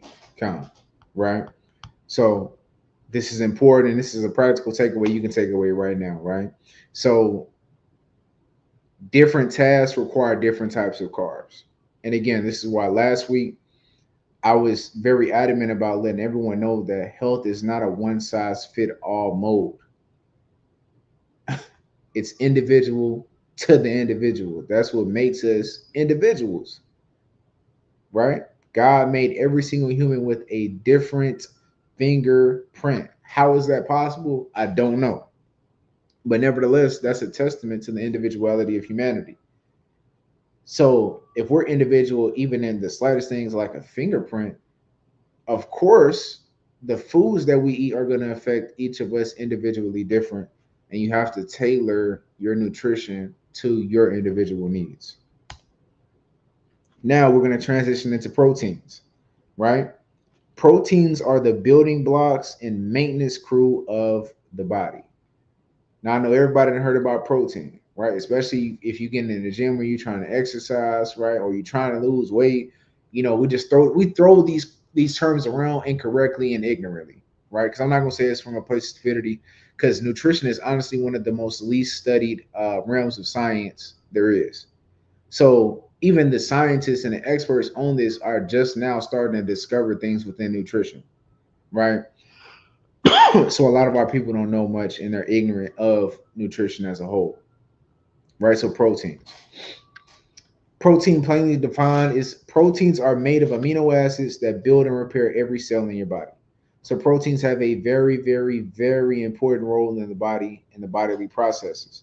The amino acids that make up the protein are responsible for building and repairing every cell in your body. Your whole body is comprised of cells, skin cells, uh, uh, stem cells, all kind of cells, red blood cells, white blood cells, right? The cells in your body that have mitochondria. Your whole body is built up of cells, and proteins are responsible for building them and repairing them when they are damaged, right? So proteins' goal are to build muscles, bones, skin, and enzymes, repair tissues, right? I went ahead for the nerds who happen to care. I gave y'all the 4 different types of body tissues that we have: epithelial, connective, muscle, and nervous, right? These are the 4 different types of tissues that the body is comprised of. Proteins also are responsible for making hormones, right? So protein is like the nuts, bolts, and welding materials that hold your car together and keep the engine parts working, right? And I kind of hinted at these analogies last week. Like I said, we building off last week, right? So proteins are the body of the car, right? And the hormonal impact of proteins, we're going to talk about insulin and glucagon now, right? So insulin and glucagon, these are your body's blood sugar balancers, right? If you know anything about blood sugar, which again, a lot of our people deal with, we have a lot of sugar issues because we eat the wrong things and too much of the wrong things, right? If you have high blood sugar, you're going to be prone to diabetes and then high fatigue, insulin insensitivity, all of these things. Or if it's too low, you could be subjected to fainting, because a lot of our people, they have low blood sugar or they bottom out with their blood sugar, right? And that can cause them to faint from losing the energy so fast, right? Or chronic fainting. That's one of the biggest things with low blood sugar, right? So if your insulin and your glucagon are out of order, you're going to be subject to those things, because these are the blood sugar balancers, right? Eating protein raises insulin modestly. That is important. Again, what we just went over with carbohydrates, you want to have a slow release in insulin. You don't want your insulin all the time releasing quickly. It's going to lead to you being tired, insulin insensitivity, and you're going to get fat. Simple, right? Protein also triggers glucagon, which releases stored energy to balance blood sugar, right? So glucagon is like the backup generator that kicks in when fuel runs low. So when you run out of glycogen, which is the sugar that comes from your carbs, your glucagon kicks in, and your protein triggers that glucagon. So when you get low and you need that little extra moderate energy, when you eat protein, it causes that metabolic process to occur, where your backup generator kicks in and gives you a little bit more energy. Growth hormone, right? Growth hormone, I like to call the mechanic of the body, right? So growth hormone, if you see, again, a lot of these terms are really familiar to people who are into bodybuilding, right? So bodybuilders take growth hormone. And what happens is it literally causes your body to grow. So when children go through growth spurts, it's because of a rise in growth hormone in their body that happen at different stages of puberty, right? You have huge releases of growth hormone at different stages of your life. Some young man will notice this like overnight. It seems like you got muscular. Your voice get deep. Your proverbial testes drop, right? You get a little hair on your chest and some pubes. That's because of a very quick and heavy release of growth hormone in the body. Sisters, you start to develop breasts. Your hips come in. Your lips get fuller. You grow a couple inches, right? That's because of growth hormone, right? But growth hormone, inadequate protein boost, with adequate protein, it can boost your growth hormone, which is going to repair and build lean tissue. And if you're trying to build muscle, like lean muscle, that is, you're going to need a little bit of growth hormone. And growth hormone gets stimulated by resistance training. But also, you got to have an adequate amount of protein for you to get an adequate dose of growth hormone for you to get the results you need. So a lot of times people go into the gym, right? And they lift weights, they may get on the elliptical, the Stairmaster, whatever, and they still feel soft or don't feel like they're making any progress. It's because you don't have enough of the protein macronutrient for the growth hormone to actually kick in. You have to have enough energy for that process to take place, because it takes energy for growth hormone to be released. Hope this ain't going over your head. Drop a 7 in the chat if y'all stay with me, right? So growth hormone is your in-house mechanic, fixing wear and tear all throughout your body, right? Ghrelin. Now we're going to introduce a new hormone, right?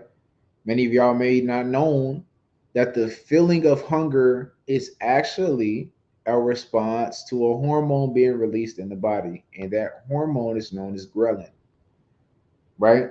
So ghrelin is your hunger alarm. Ghrelin is what tells you when you are hungry, family. This is what's so deep about hormones. A lot of people be, crazy or having voices in their head, or they struggling with anxiety or fear. A lot of that stuff is hormonal imbalances in the body. And these things can be changed by nutrition, which is why nutrition is so important, and having the proper nutrition. Because a lot of ailments that you deal with can literally get fixed just by changing the way you eat, literally. Right? So ghrelin, high protein meals suppress ghrelin, making you feel less hungry. Right? So a lot of the time, some people overeat. But what I've come to find out is that a lot of people undereat. Honestly, like for the goals that they want, they don't eat enough. They don't have enough energy to reach the goal that they want to reach, right? But nevertheless, some people do overeat, which makes them severely obese, right? And a lot of times they eat a ton of carbs and very little protein. So that's a lot of fast food where there's not much protein to the meats that they're eating. They're eating cheeseburgers and chicken sandwiches, and them burgers probably got 6 to 8 grams of protein per patty. The little chicken patties that they eating probably got about 12 grams of protein. That's nothing. You want to have at least 30 grams of protein per meal. I mean, honestly, if you really try to get somewhere, 35 to 40 grams of protein per meal, just as the rule of thumb. But you eating 50. Now, how many are people you think are actually getting the necessary protein intake per meal or per day? Man, less than 10% of them. Because if you can go downtown, just walk downtown and ask people, hey, like, how many black people do you think even measure their food? Not many. Not many. Not many at all. How many black people do you know have a food scale in the house? That's not for drugs. Probably 5%, less than 5%. That's what I'm saying. My parents and grandparents and uncles and aunties, I've never seen a food scale in my life. Yeah, I didn't invest into a food scale until about 3 years ago. I didn't start investing around the time of the truth. Start looking at nutrition labels and even understanding what a nutrition label is. And I'm going to have a lesson on that for y'all too, how to read a nutrition label. A lot of people don't even know how to do that, right? But nevertheless, black people don't even measure their food. They don't even know what they're eating. They don't know what they're eating. They have no idea what they're even putting in their body. They have no idea. The one thing that you can control in your life is what goes in your mouth. That's one of the one things you can control in this life is what you eat. And black folks don't be knowing what's going in anybody. Just eating whatever, whenever. Right? And that's a problem. And that's why sickness is rampant in the community. We have to be more conscious, not subconscious, but conscious about what we're putting in our body. We need to be aware. Go ahead, Oxlack. Shalaki Aki. So our people is destroyed for a lack of knowledge. Is essentially what you're saying. Precisely. Okay. I hope you family are listening and understanding what the brother are going into, because he's going into a deep, intricate, scientific breakdown of the anatomy in the body and how it works and how it functions. And it all ties back into, obeying and keeping the holy vessel that's rented to you. It's not really yours. It's really rented to you. Let's get that precept to prove that. 2 Corinthians 6. I believe I want 16. Keeping it, holy to the best of your ability. And he's giving you the tools and the knowledge on how to do that. A lot of us just, for example, I'll use myself, not to attack anybody, but I'm sure y'all can relate. A lot of times we suffer from obesity and the truth because we're eating foods that are clean, right? They're not abominable or they're not against the laws of Moses, but we're eating it in an excessive amount. And as a result of us not monitoring ourselves and, overindulging in gluttony, and ingratiating ourselves in pleasures, because we tend to trick our mind. Well, I'm not sinning by eating it. These foods are clean. We tend to have an adverse effect on our health. And then we fall in this predicament right here. Get that precept. 2 Corinthians 6 and 16. And it reads, "And what agreement had the temple of God with idols? For ye are the temple of the living God. As God has said, I will dwell in them and walk in them, and I will be their God, and they shall be my people." Right? How's the Most High God gonna ingratiate His Holy Spirit and His essence among the unclean temple? If your body's unclean due to these illnesses, due to this not taking care of the vessel, the Most High God has to flee. And then naturally what happens when He flee? Jacob's trouble come and we die. You know what I mean? So really take heed to what the brother is saying. Try to conceptualize a lot of things that he's saying. He's saying a lot of powerful things, but it's all rooted in scripture. He just articulating it in a different fashion, right? He's breaking it down into units, metrics, energy, scientific components. You know what I mean? And he's really good. This is what he do. But ultimately, it's to keep the holy vessel that's really rented to us intact, because we're going to be judged on how well we treat this vessel. You know what I mean? That the Most High God made for us and only us. So very important. Precisely. And this hormone is responsible for making sure that everything is done in just weights and just balances, right? You're not going to overeat if you're eating an adequate amount of protein per meal. You're physically not going to be able to overeat, because guess what? Ghrelin is going to go to the brain and say, hey, brother, we've had enough.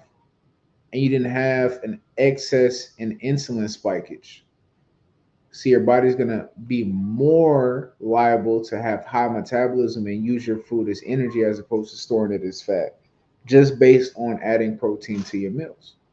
Again, it's not calories in versus calories out. Do y'all already see how complex this is on how the food is directly affecting your psychological health and the way that your body composition, the way your body is forming, is all determined by the hormones, which are affected by the type or quality of macronutrient you're ingesting. Damn, what you just said is profound. Yeah, because it affects everybody differently, right? Certain carbs, certain proteins intake, it affects this individual a lot different than it might affect this individual. You know what I mean? So you got to base the diet, which makes it more complex. To your point, you got to base it on what works for you, because what works for a Shire might not work for me. Bingo. So it's not a one-all fits all like Western medicine tries to promote.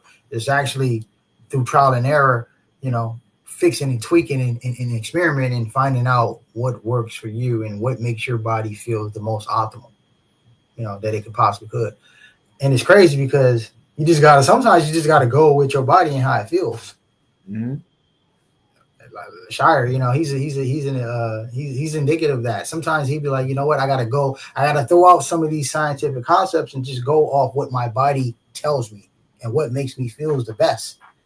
He needs a certain amount of protein. He needs a certain amount of calories. He needs a certain amount. to make himself feel a certain kind of way, and just become natural for him. You know what I mean?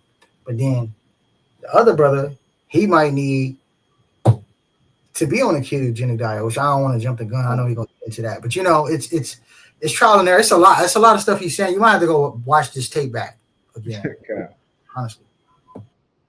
Yeah, see, I mean that's a great point out. Like, and that's what I wanted to really like demonstrate and show, because that's one of the biggest health misconceptions I've ever heard, is that it's calories in versus calories out. I mean, it don't even make sense. So you telling me that 1,500 calories of lean protein, fats, and and complex carbohydrates is the same as 1,500 calories of cosmic brownies, glazed honey buns, and Coca-Colas? That's going to do the same. So that's going to give me the same effect as the lean proteins, vegetables, and complex carbs. That's what you're telling me? Yeah, I beg to differ. That makes absolutely no sense. Certainly not for body composition, for sure. Yeah, it's going to give me the same metric unit of energy, but it's not going to affect my body the same. Y'all understand? Certainly not. Yeah, you're gonna feel sick. You might be sicker. You might have to upchuck Yeah. everything you had, right? And you're going to feel bad for a couple of days. You're going to have a headache, might get cotton mouth, right? You might get diarrhea, vomiting.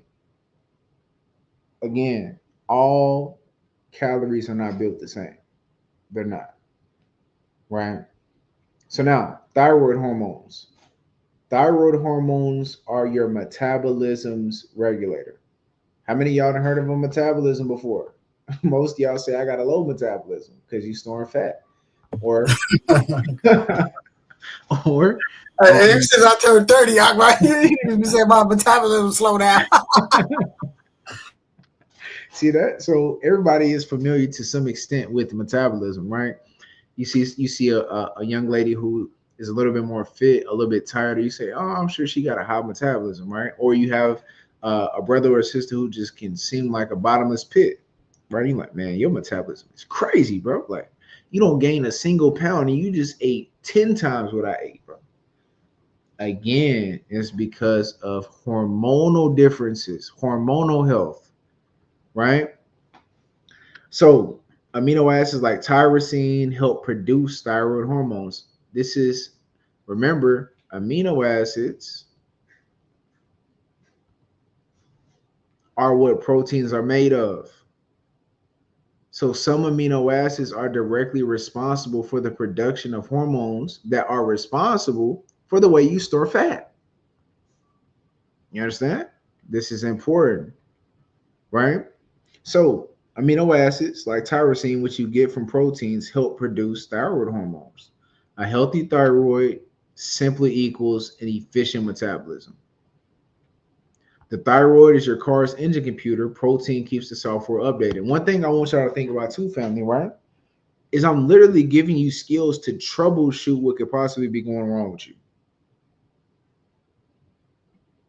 See, I'm not the guy that's going to go fish for you and hold the fish to myself and make you have to come to me for it.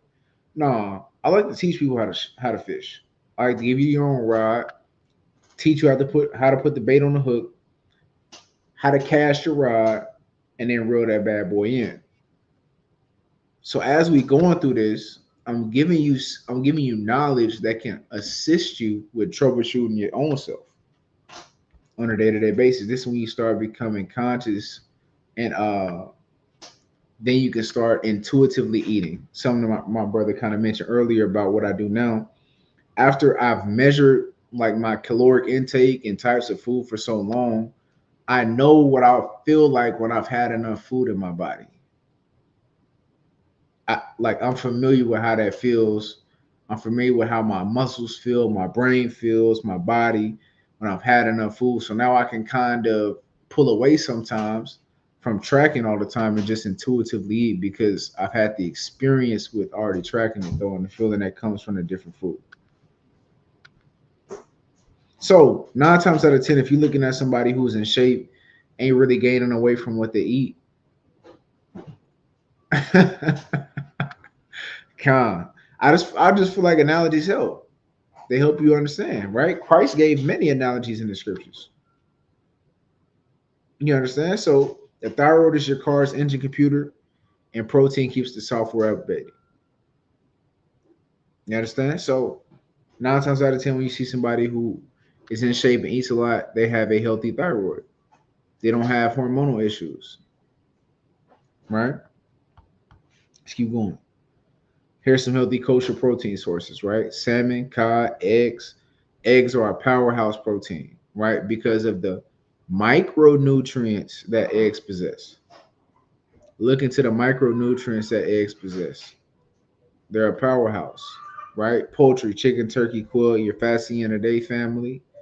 And then, of course, your beef, your bison, your lamb, your goat, and all things after its kind, right? That's said Leviticus 11 and Deuteronomy 14. So one practical takeaway from this portion of the presentation is to aim for a palm-sized serving of protein at every meal to stabilize energy and support hormones, right? One palm size. So when it comes to some practical portioning methods that you can start doing immediately is as far as carbohydrates, have a fist carb, have a palm of protein, and have a thumb worth of fat. That's going to be a balanced meal every time if you go by that. All right, so give us a realistic meal, man, of that. I like what you did. I love that illustration. Now, break it down in layman's term. With a real. So when you are portioning out what you're going to eat, right? Say, for example, you make a baked potato, and you made you some chicken, or you had you a little steak, a little lean steak, like a top sirloin, right? What you want to do is when you have your plate in front of you and you plating your food up and you looking at it, right? You want to, honestly, you can get extra with it and put your fist on there. All right, I got a fist worth of carbohydrates. Open up your palm. Put that meat to it. All right, I got about a palm of protein, and then get your thumb, put on the plate. Let me get about a thumb's worth of fat, healthy fat. We haven't got to the fat part yet, but a healthy fat, about a thumb's worth. 9 times out of 10, you're going to have a perfectly balanced meal. And that's how you want to use that method, right? A fist of carbs, a palm of protein, and a thumb worth of fat. Never going to miss. I know we haven't got to the fat. I know you're going to get to it, but fat would be your oils, and your butters, and things or peanuts, nuts. Yes. I'm talking about for an actual meal, though. I'm talking about for an actual meal. Oh yeah, for an actual meal. So what I use now for myself personally, my wife got me on a 0-calorie avocado spray. So that's what I cook my food in. So I'm not getting any extra calories from the oil itself, because normally I would use extra virgin olive oil or. Be careful with that oil, though. That's deceptive. It is calories in it. But they're just not enough for them to track it. Yeah. Anything you're ingesting has a little bit of a calorie, even boogers, right? So like everything has a little bit of calorie, of course. Well, it's the serving size is just. That's deceiving, because the serving size is like 430, 450 in that bottle. When you break it down, it's probably like 14. It's probably like the way that you spraying the pan down. Right, yeah, something like that. You're using like 100 servings in one. Definitely when it comes to the spray. But normally what I do now is I drizzle like extra virgin olive oil, a serving, I think, which a serving of most like avocado or extra virgin olive oil is going to be like 15 milliliters. And that's what I just drizzle it on top. Protein for a Greek yogurt breakfast bowl. I ain't gonna lie to you, sis. Greek yogurt with a breakfast bowl is kind of crazy. But maybe I'm tripping though. Maybe you just talking about a cold like parfait type deal, which is what I'm hoping for. But putting Greek yogurt with eggs, cheese, and rice and beef is crazy work. I ain't gonna lie. But well, I'll say for me, because my stomach would be hurting. But yeah, I didn't need that. That combination won't work for me. My stomach would be so. I'm just here thinking about it. Okay, a smoothie bowl, like an acai bowl. Okay, kind. Okay, I want you to. That's what I was hoping you was talking about. So that's cool. That's gravy. So for like an acai bowl, a protein source I would use is hemp seeds, and I would put that like I would add that into the smoothie, and I would do a protein powder in the smoothie mixture. That's gonna be your base in your bowl. I would do that. I would put the hemp seeds and the protein powder in the acai mix, the smoothie itself that you can put in the bowl. And then I would use granola. I would put chia seeds on there as well. And of course, your fruits and berries that you want to have on there as my protein. That's how I will work my uh, yogurt bowls. Definitely got to have the protein powder on deck because with the type of meal, you want it ideally to be light and not too heavy on your digestion. So uh, I definitely would opt in for like a plant based protein to go in the smoothie itself, the base. Meal prep, good question. Very good question, Lael. So meal prep is highly important and it's going to be critical for your long term goals. If you're not meal prepping, you're not going to meet your goals. Y'all design my line. That's a fact. You gotta If you're prep not yourself. meal prepping, that's just as simple as that. If you're not meal prepping, you're not taking this serious. You gotta low key meal prep for the whole entire week. Facts. If you want to have optimal health, because Black and Hispanic people, we have the worst health because we just winging it. We just Lack going. of preparation. Yeah, Come. yeah. Lack of preparation. We're not prepared. Just like we're not prepared for the kingdom right now. You know, Come. so we just I just eat when I'm hungry. Whatever's close. Oh, it's Pizza Hut right there. Let's go to Pizza Hut. Oh, it's a barbecue spot. Let's just go. Oh, some donuts. Like no, bro. You have to no. You have to. You have to plan out your meals every day. You know our people. Huh? You're gonna eat whatever is in close proximity. Huh? And this is why we suffer. You know what I'm saying? We have no type of concept of eating. We just eat whatever's near us. That's it. You know what I'm saying? That's it. You gotta chill, bro. Hey, yeah, y'all, stop playing with those donuts, man. Donuts. There's some donuts. Oh yeah, let me have three. Like wow, bro. You wonder why you got high blood pressure and diabetes, huh? So what always tripped me out and what enlightened me when I was going through this like is hormones, right? Because when I realized like when you just been eating so crazy for so long, your body is gonna the body is so what makes the body so special, the human body so special is its ability to adapt to anything, right? It's amazing. Like this is why you have the sea people, I believe that's in Indonesia, not Indonesia. I had to look them up, but it's the sea people who have their eyes have adapted to deep sea diving, and their lungs are larger than everybody else on Earth because they live and hunt in the ocean like regularly, and their body has literally created a genetic adaptation so that they're able to stay in the water longer naturally without training, naturally born that way. Let me look this up. Actually, I gotta look it up now. I gotta show y'all this. And saying that to say, family, right? Your body's gonna react to whatever stimuli you give it, whether it's positive or negative. Mm, damn. Let that resonate.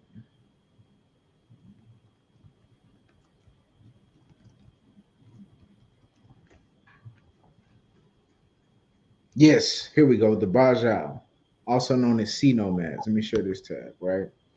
So this is the people right here. I'm gonna get the images.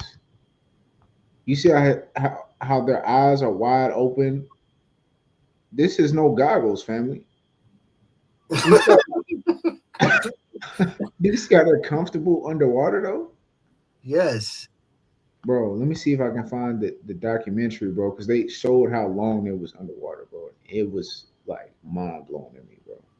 Let me go to YouTube real quick. Matter of fact, That's crazy. because it's a documentary on these people, bro. But this is just showing you how elastic your body is, right? When it comes to adaptability. Yes, here we go. This is what I was on. I'm not gonna watch a whole lot. Here we go. This is what I wanted. This 5 minutes. We're gonna watch this. Wouldn't it be cool if building a website felt like working in your favorite design tool?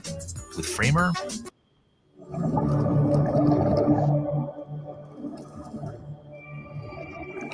kami sama itu tapaka karimanang kami de anu nganjaga kedampaan kami ko nganjaga di lao ngai ko lai madalang biasa yang kami patuan jadi kebiasaan kami nih.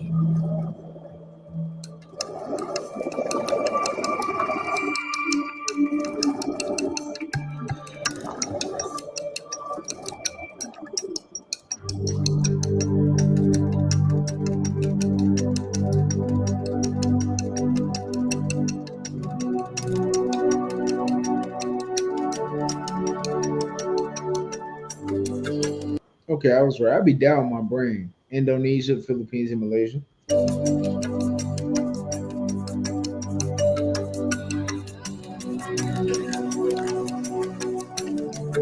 Nah, kami dah keturunan kami ketika membombo kami. Anu gogo patuong.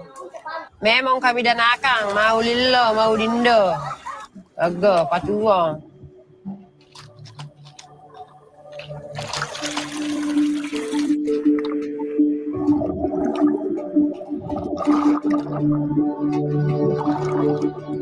Now notice this out. It said that these people dive up to 8 hours a day.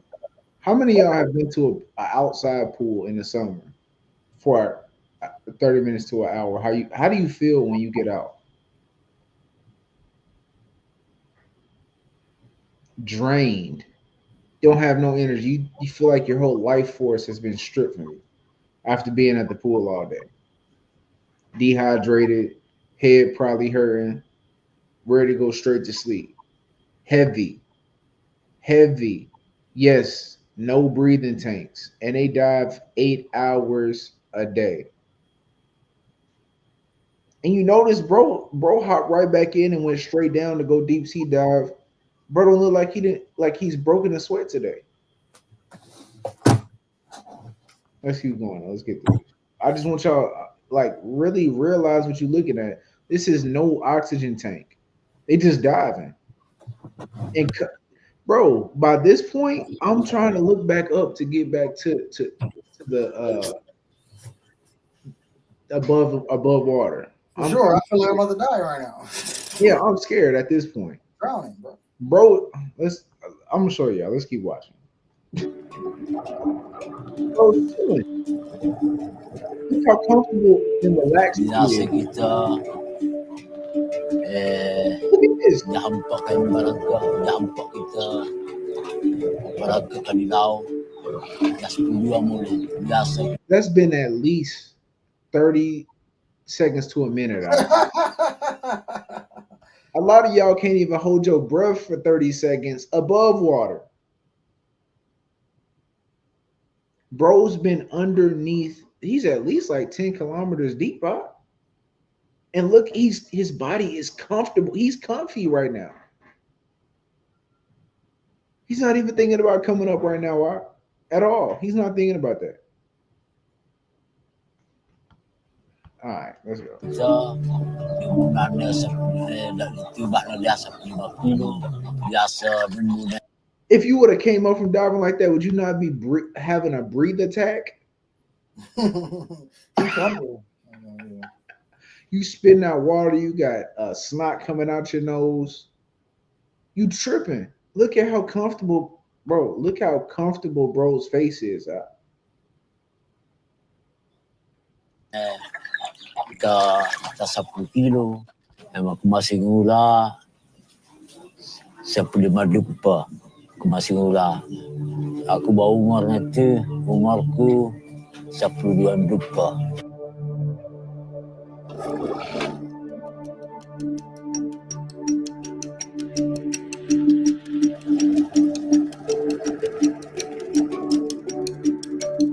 And that's the point I wanted, family. Scientists found that literally their genes have changed and adapted to their underwater lifestyle. Great point, Sister Erica. This ain't a young man right here. This brother at least in his 60s, easily.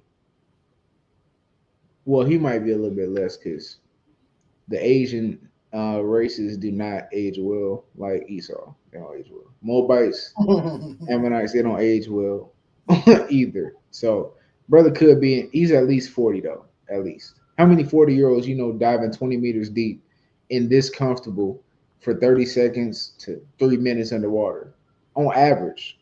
This is the average Bajawan individual. This is their ability on average. So I'm saying, so your body has the ability to adapt to the foods it's eating and the quantity of foods it's eating. It's going to be uncomfortable for a time, but it will adapt. That's what's important to understand. Now, moving on to fats, right? Fats are the premium oil and hormone builders, right? This is what I really want to talk about is fats, right? Because a lot of, again, misconceptions about fat exist. Fats are bad for you, right? You shouldn't be eating fat. You should have a low-fat diet. I can't believe people used to follow a low-fat diet. I cannot believe people used to follow a low-fat diet. Fats are literally responsible for every hormone in the body. So that's testosterone, estrogen, progesterone, all of these hormones that's responsible for building muscle and activity and vitality are affected by fats. So if you're not giving your body any energy to create those hormones, you think you're going to lose weight and get strong? Really? That's why we got to have these lessons, family, and really get a grip on this crisis in our community. Because this is a crisis. Our health, it's a crisis. Yeah, it is. I'm curious to see what type of fats you're going to recommend. Oh yeah, I got you. That's coming. Now, it's something I left out, but I'm gonna state them on here though. So fats, plainly defined, fats are concentrated sources of energy that help absorb vitamins and build hormones, right? So the roles of fats are to protect your organs, build brain cells, and make hormones. So fats are the premium motor oil. They lubricate your system so it runs smoothly. If you don't have no oil, what happens to your engine if you run out of oil and you drive for too long with no oil in your engine? What's going to happen? Your engine is going to seize up. You're going to blow a gasket. Your cylinders are going to pop off. They're going to break. Your serpentine belt is going to combust and explode inside the engine. If you don't have any lubricant, you're done for, right? So you need fat. Fat is a requirement, just like every other macronutrient we've talked about today. Right? So types of fats. You have unsaturated fats, which are healthy fats. These are primarily your olive oils, your nuts, your avocados. Then you got saturated fats. These are your animal fats. So these are the fats that come from your prime rib, your salmon, your red snapper, your lamb, those things. Saturated fats, which I do recommend. Animal fat, beef tallow, right? These things are butter, organic butter that's just milk and salt. Perfect fat, right? All these things are good. The fats that you want to avoid at all costs, to the best of your ability, are your trans fats. These are your processed hydrogenated oils, like your vegetable oils and your canola oils and your lard, and the different greases that different restaurants use, shortening. These are trans fats that are literally clogging your arteries and causing you to have heart attacks. This is why you see people who are obese and eat a lot of fast food, they end up having heart attacks because of the plaque buildup from the trans fats that they're ingesting on a day-to-day basis. What about butter? Yeah, I said butter is a good fat. Okay. Organic butter, that's just milk and salt without all the extras. Just churned butter, good. That's what I'm saying. Like, you can eat fat. You need fat. Look, let me go back. Fats are necessary, because look, the role of fat is to protect organs, build brain cells, and make your hormones. So look at it like this, everybody, as far as men goes, I'm gonna use men because you're a young man. You want to have high testosterone. Why? Because you want larger muscles, right? You want a beard, right? You an Israelite man. Every Israelite man wants a beard about him. Wants some muscles, wants some stature. You want a deep voice, right? You want to be able to reproduce and create seed. Fats are responsible for how well you produce and how healthy that hormone is. So if you're not eating enough fats to support the production of those hormones, guess what? You're not going to have them, which is going to make you what? Weak, tired, less confrontational, less assertive, less manly. And on the flip side, for women, right, their progesterone and their estrogen is created and balanced by the type and how much fat is in their diet. So a lot of sisters who are unstable, even though a lot of sisters try to like hide behind this natural instability, a lot of times they be having mood swings because their nutrition is out of whack. They're already wired differently hormonally. So when those already hormones that cause emotionalism, I want to put that way, I'm not going to say emotionalism, they're more in tune with their emotions based on the hormones that they possess.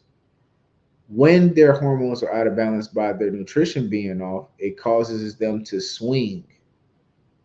That's where those mood swings come in at, because their diet is off. If they had a proper diet and healthy diet, they would have less mood swings and swings in emotion. That's a simple way to put it.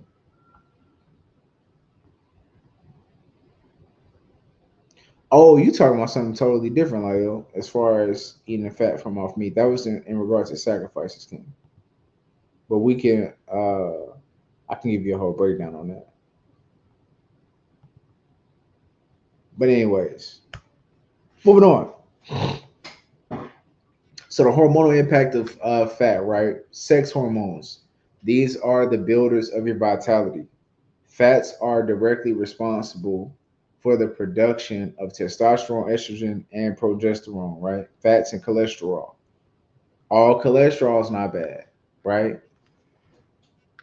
If you're exercising adequately and properly, your cholesterol will be in check. Even if you are eating animal fats and higher fat diets, your cholesterol is going to stay in check as long as the quality of the fat is where it needs to be, right? Low fat diets can lower sex hormone production. And that's on the man and woman side. So if one of the other, because it takes two to tango in the bedroom, if one is not performing well enough, we probably need to go troubleshoot our diets. Something may be wrong. I may be eating something crazy that's affecting my hormones, where I can't last as long as you would like me to, or be as vital as the other partner or spouse would like. That can come from having out of whack hormones, which is directly impacted by the types of fats that we eat. So you want to focus on eating these types of fat, your unsaturated and your saturated fats. Insulin sensitivity. We're talking about insulin again, right? The efficiency sensor. Omega-3 fats improve insulin sensitivity. And trans fats damage cells and increase insulin resistance. This is why people who are obese, 9 times out of 10, eat a ton of fast food, right? Because fast food is all trans fats, margarine, shortening, grease, canola oil, vegetable oil. These things lead to damaged cells and insulin resistance, right? Good fats tune up your engine sensors, bad fats clog them up. So you want to focus on eating good fats and eating an adequate amount of good fats. Oh, leptin, right? Talk about leptin again. Leptin, the satiety gauge. We talked about this earlier, right? Leptin is the hormone that sends signals to the brain to let you know you are full. You've had enough, right? Healthy fats help leptin signal fullness accurately. Good fats help fix your fuel gauge. This is why a lot of people go keto when they've struggled with insensitivity, I should say, and not being able to lose weight because their insulin is out of order. They completely remove carbs, and they have a high fat moderate protein diet, low carb, right, to help fix the fuel gauge, which is leptin. That's one of the cool things that keto does for the body. Is it switches the body into using a different metabolic pathway, which is ketones that the liver produces when you are no longer running on carbs or glycogen primarily for energy. It starts to heal those hormones within your body because one, you're eating more fat, which is directly responsible for the production of these hormones, but also you're focusing on the quality of the food that you're eating as well. That's one of the biggest thing when it comes to fad diets that people don't realize they're doing when they switch to doing all one way, like going vegan or keto or Mediterranean or OMAD. You just start making better choices consciously about what you're putting in your body. That's the first thing that happens. You get more aware of what you're buying and what you're eating, which is the most important part about nutrition, is the quality of your food. Cortisol, the stress buffer. Omega-3s lower chronic inflammation and stress hormone output. So again, healthy fats cool the engine so it doesn't overheat under stress.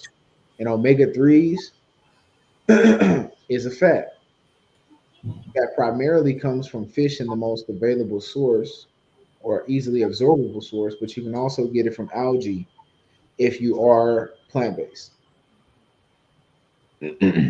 Now, some healthy options for fats to implement: EVO, extra virgin olive oil, avocados, walnuts and almonds, fatty fish. Hinted at a couple earlier. Beef tallow, butter, organic butter. That's just milk and salt, or just milk. Right? These are all great sources of fat. Also, yogurt, flaxseed is also a great fat source. Um, Flaxseed, chia seeds. I think I said flaxseed twice, but chia seeds and flax seeds, walnuts, macadamia nuts, um, cashews. These are all great sources of fat as well, healthy fats. And avocado, which I think is the king of all fats, in my opinion. Avocado.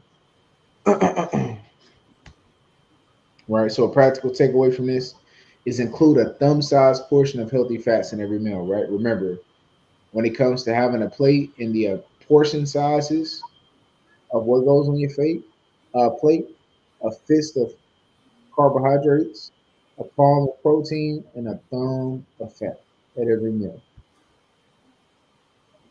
So let's break that down. Fine. The carbohydrates that he suggested would be your sweet potato, Quinoa, your quinoa, brown rice, your brown rice, wild rice, your wild rice, or your mullet. your vegetables. Now, your palm-sized protein would be steak, ground turkey, ground ground beef, maybe Chicken breast, chicken breast, eggs, bison, something like that. bison. And then your fat, he's recommending a thumb size would be either some butter, uh, maybe some nuts, Mm-hmm. something in that respect. Here's the problem with black and brown people. We put butter on every goddamn thing, man. Butter in the skillet. We put butter when we put the food out. We put butter all over the food. We put butter into our macaroni and cheese, sweet potato. Like, it's just fat on top of fat on top of fat on top of that. So we're not even taking that recommendation that you're talking about, because we put butter on our food about 4 different times, which is all fat. Precisely. We lather everything in lard, especially if you a wicked Israelite in the world. I feel disgusted by how much lard I ate as a child. And margarine. Margarine is heavy in the black household. Most, especially like if you grew up with your grandparents, they definitely was using margarine in the house. Yeah, margarine for sure. My grandparents still use margarine, and I'm like, how do y'all still use margarine? This is the most toxic thing you can put in your body. There's nothing natural about margarine. Have y'all ever read the ingredients to margarine? You ingesting heavy metal.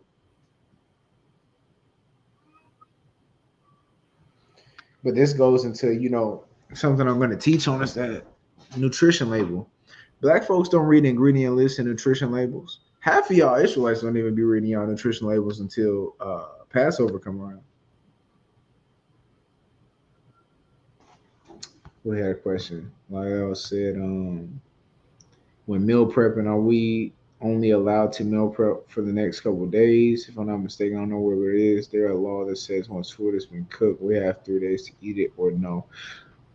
Yeah, I would only recommend meal prepping up to like 72 hours max, 3 days maximum, max. After that, the food start going bad. Depending on how you package it, if you air seal your food, it can go for about a week. If you air seal it though, like if you have those bags that you can seal up for your proteins, because it's not really gonna work for your carbs, depending on how you doing it. But for your proteins and stuff like that, it can last up to 7 days. But if you're just doing it like where you got ready to eat meals on a day-to-day basis, really, I would say on like 2 days, if I'm being honest. Like 2 days. Get that precept. They asking about a precept. Leviticus 19. Get it real quick so we can pull it up. We can let them know what that's talking about. We don't want to commingle the two, right? I mean, I don't mind you following this, but let's keep it in its proper context. Verse 5 and 6. There we go. Okay. This is Leviticus 19 and 5, and it says, "And if ye offer a sacrifice of peace offerings unto the Lord, ye shall offer it at your own will. It shall be eaten the same day ye offer it, and on the morrow. And if aught remain until the 3rd day, it shall be burnt in the fire." You see that? So this is talking about a peace offering to the Most High God. All right? A peace offering to the Most High God. That's what that law is applicable to. You know what I mean? So you don't want to get to superimposing and saying and trying to apply this to everything. It's not talking about, your food that you cook. But you can follow that same system. The brother recommended 72 hours. That's in pocket with scripture. But don't get to superimposing and lean into, oh man, that's a sin if you don't, if you eat leftovers for 4 days, okay, now you're going off. All right. Now you're superimposing, adding to the word. It doesn't say that. It's talking about a peace offering to the Lord. You got 3 days to do it because the Most High is pure. Now if you want to follow that same system and mantra in your life, that's fine. But you don't want to. Don't be extreme. You know what I mean? Don't be an extremist, especially with things that's not customarily unlawful according to the scriptures. All right. And that goes back to the question you asked about fat earlier, I believe, which is in Leviticus 7. But again, that's in reference to the sacrifice that go to the Lord. The Lord requires parts of the animal that have the fat with it. But to say eating a prime rib is wicked is crazy. That's not what that's talking about. It's going into sacrificial rights of the animal. The sacrificial rights is designated to the priest, which is, giving it to the Lord essentially, or sometime a burnt offering specifically for the Most High. Yeah, so don't commingle the sacrificial law with us eating our food. Okay, right. The sacrificial law is designated to the Most High. All right, big difference. Those sacrificial rituals associated with that meat and the preparation thereof for it, right? I know that's a big misconception. I've answered that a few times with brothers, right? Who think, hey, I can't eat this prime rib because it's got fat on it. That's not what that law is talking about. So, but that's a good question, okay? Yes, to clarify, you can eat animal fat. You can't eat animal fat. You can't eat animal fat. Go get, I mean, if you eating salmon, brother, what was you doing? Salmon is primarily fat. It's all fat. So it's fat and protein. That's all it is. Yeah. If you ever had red snapper, it's primarily fat. The real red fishes, those are primarily fat. Hey, all praises. All praise to the Most High. Abigail said, when it comes to not keeping food for more than 3 days, this is only That's what we're talking about. Yeah, that law. Okay, God. Okay, so we answered that. Okay, God. All praise. All right. Good questions. Good questions. Now, dispelling the calories in, calories out myth, right? You on these brothers' head, bro. That's an fitness channel, man. Yeah. So a calorie defined as this, right? A calorie is a unit of energy, like the octane rating of your gasoline, right? So again, a calorie is a unit measurement for how much energy the food you eat is giving you.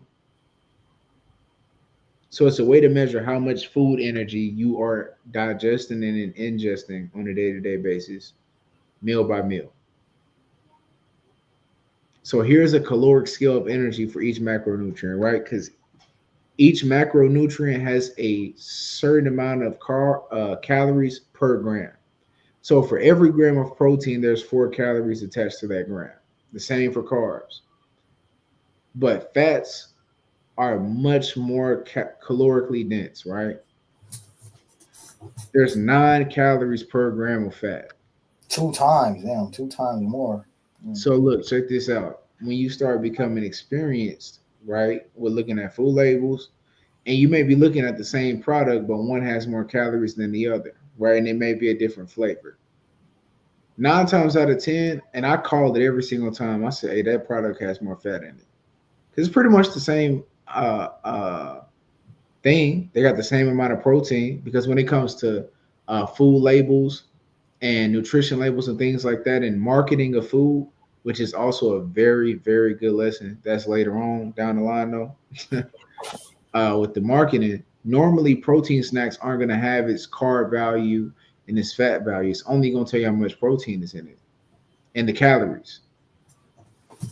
So one of the things that's interesting is when you start being an experienced food label reader and you're looking at 2 of the same product, but one has more calories, 9 times out of 10, it's got more fat. And every time you look at the food label, the other one has more fat than the other one. Because protein and carbs have the same caloric measurement per gram, but fats have double per gram. I hope this ain't just sounding like, a math lesson, but yeah, this is important though to understand when it comes to calories in versus calories out, because again, all calories are not built the same. So why calories in versus calories out make no sense, right? Insulin determines whether you store or burn calories. Insulin is a hormone that is activated by calories. So your insulin is determining how you store and use the energy that you ingest, not the calorie itself. But the calorie that you're ingesting is going to affect the way your insulin responds to it. So again, remember the analogy I gave earlier? 500 calories of soda versus 500 calories of dark leafy greens is going to give a completely different insulin response. And it's going to store and use that energy completely different. So it's the quality of the calories that you eat opposed to how many calories you eat. Quality over quantity. Again, your thyroid hormones adjust your metabolic rate, which are directly affected by the quality of calories you ingest. Ghrelin and leptin control hunger and satiety. So it's your hormones that actually have the biggest part in the way that you gain and lose weight and how you store the weight that you have on your body.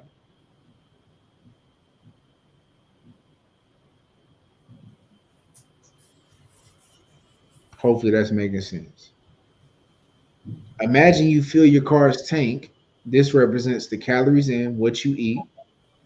Whether the engine burns that fuel or leaks it depends on the sensor, software, and condition of the engine, aka your hormones.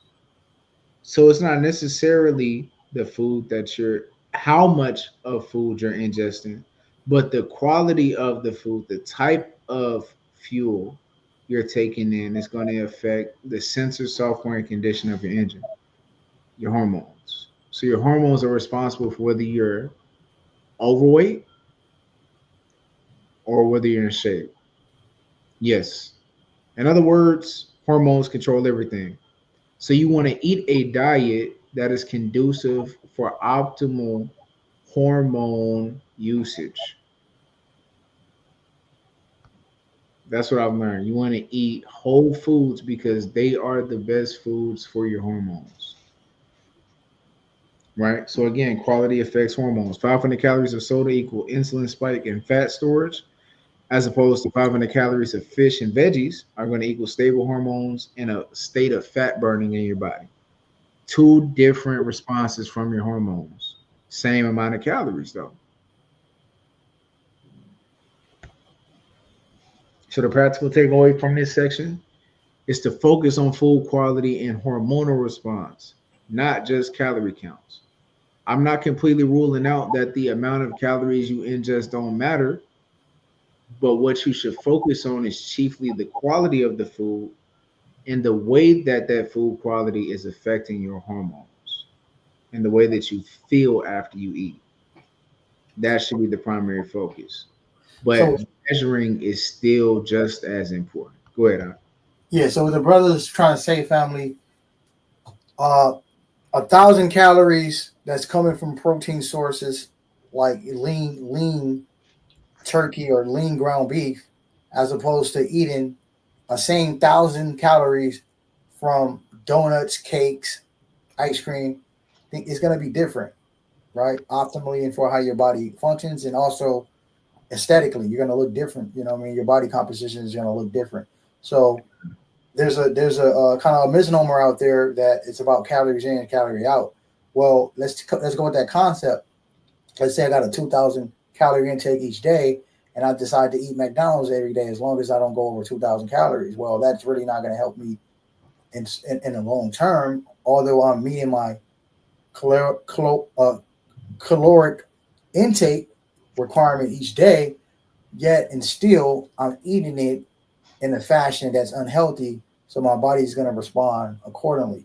As opposed to, as what the brother's trying to tell you, you have to kind of like, break it down a little bit more detailed than that, and make sure that, okay, if you're going to do the calorie intake thing and you're going to measure your food, just make sure it's in the proper setting, in the proper context, with your protein, being about 30 grams per meal. You got a complex carb, and then that you're monitoring your fats, and make sure that you're getting good fats, healthy fats. And if you do that in combined with your, measuring your calories, you're going to be healthy. Essentially, that's what he's trying to say. So it's not just about calorie in, calorie out. Because if you go in just for calorie in and calorie out, then that means I can eat Wendy's every day. As long as I don't go over this calorie threshold, I'm good. Well, you're not going to be good. You're still going to be fat. You might lose a little weight, but you're still going to be unhealthy. Mm-hmm. That's what he's trying to tell you. So if you want optimal health, you got to follow everything that he's saying, not just calories in and calories out. That's a misnomer, and I like how he's clarifying that. Hopefully that makes sense and not going over your head, family. Yes, Princess Erica, I'm very familiar with hormone replacement therapy, and I think it has a great place depending on what you have going on. Because a lot of times, especially age, the body starts to change with age, right? This is why, like, when you hit 40, there's specific multivitamins for people who are 40 up. Why is that? A lot of people don't know.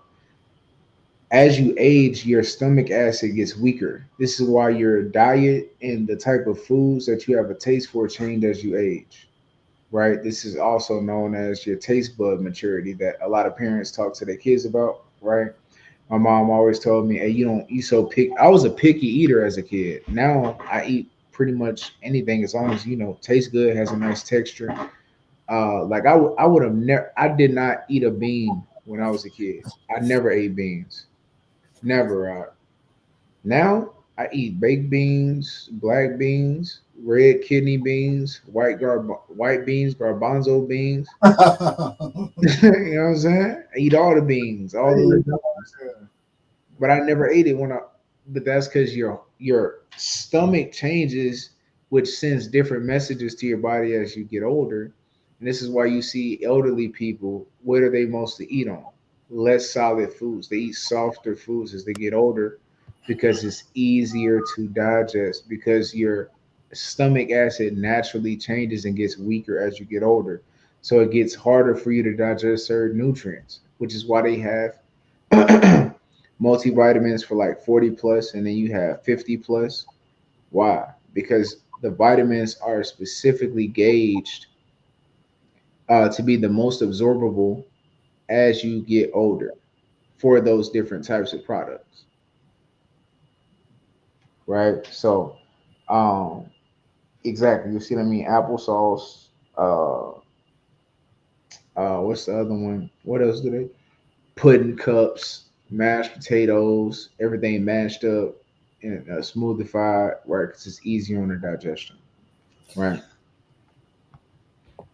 Yeah, and the question that Abigail is asking, Okay. I got a preset for this. Now, go ahead. Give me Ecclesiastes. Pull it up on the screen so they can follow along with us. Come on. Ecclesiastes is in your apocrypha, right? 37.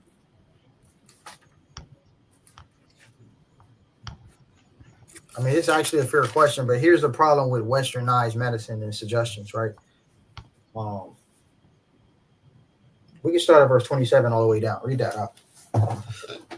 Come on, this is Sirach. You want 37? Yeah, 37. Yeah. Okay. Come on, sorry. And 27 all the way down. Yeah. Kind of Sirach 37 and 27, and it reads, "My son, prove thy soul in thy life, and see what is evil for it, and give not that unto it." So this is trial and error as the brother was going into. You got to figure out what works for you. What works for Abigail might not work for the next girl. What works for the brother Shire might not work for me. You got to prove yourself. Just going doing a trial and error. So you got to prove what works for your soul. Some people can eat an excessive amount of carbs. I'm one of those people that can't do that. You know what I mean? Because carbs stick to my stomach for some reason. But some people, it doesn't. You know what I mean? It doesn't affect them at all. Matter of fact, it affects them in a advantageous way. For me, it's in more of an adverse way as I got older, right? So you got to prove your own soul. But watch this. Keep reading. For all things are not profitable for all men. Neither hath every soul pleasure in everything. You know what I'm saying? All things are not profitable for everything. Hey, that's the Shire. The Shire say, hey, look, I can't do what you're doing. Yatazah. I can't cut my calories that significantly low as you doing it. It just don't make sense for me at the age I'm at. And it makes sense. He's much younger than me. You know what I mean? Me, I have to cut my calories significantly lower than I used to having, you know what I mean, back when I was in my 20s and I was running around doing whatever I want. You know what I'm saying? I'm closer to 40 than I am to 20 now. You know what I'm saying? So I have to be a little bit more modest with my calories now, you know, and smarter. You know what I mean? Because my testosterone and hormones is changing. You know what I mean? So I have to be wiser. So, but that's different. He's in his 20s. I'm almost in my 40s. Big difference, right? Watch this. Read on. Be not insatiable in any dainty thing, nor too greedy upon meats. And that's the point the brother trying to tell you. It's blacks and Hispanics. Y'all too greedy, man. I'm speaking for myself as well. We too greedy. We overeat.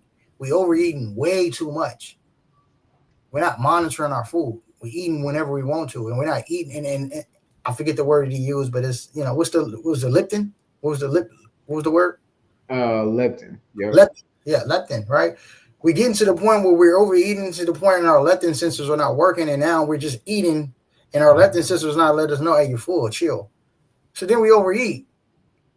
So we're supposed to eat probably about 2,800 calories a day, but we up there getting 6,000 because you ate pancakes, 6 pancakes with 5 eggs, 6 pieces of beef bacon, and then you had a side of fruit. Man, that's 3,500 calories right there. You know what I'm saying? Just in the morning. Then you go double up on lunch and dinner.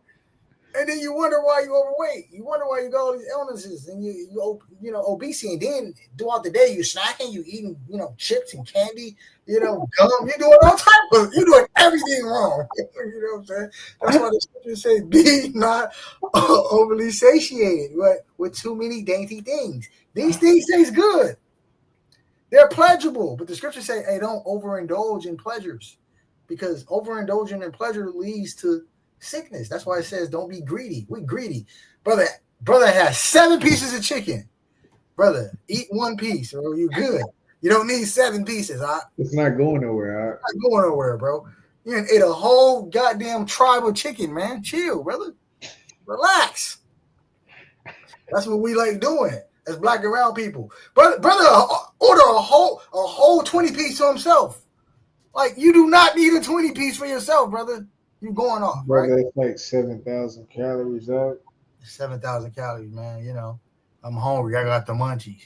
Going off, right? Got 8 Big Macs, 4 large fries, and 2 large Diet Cokes.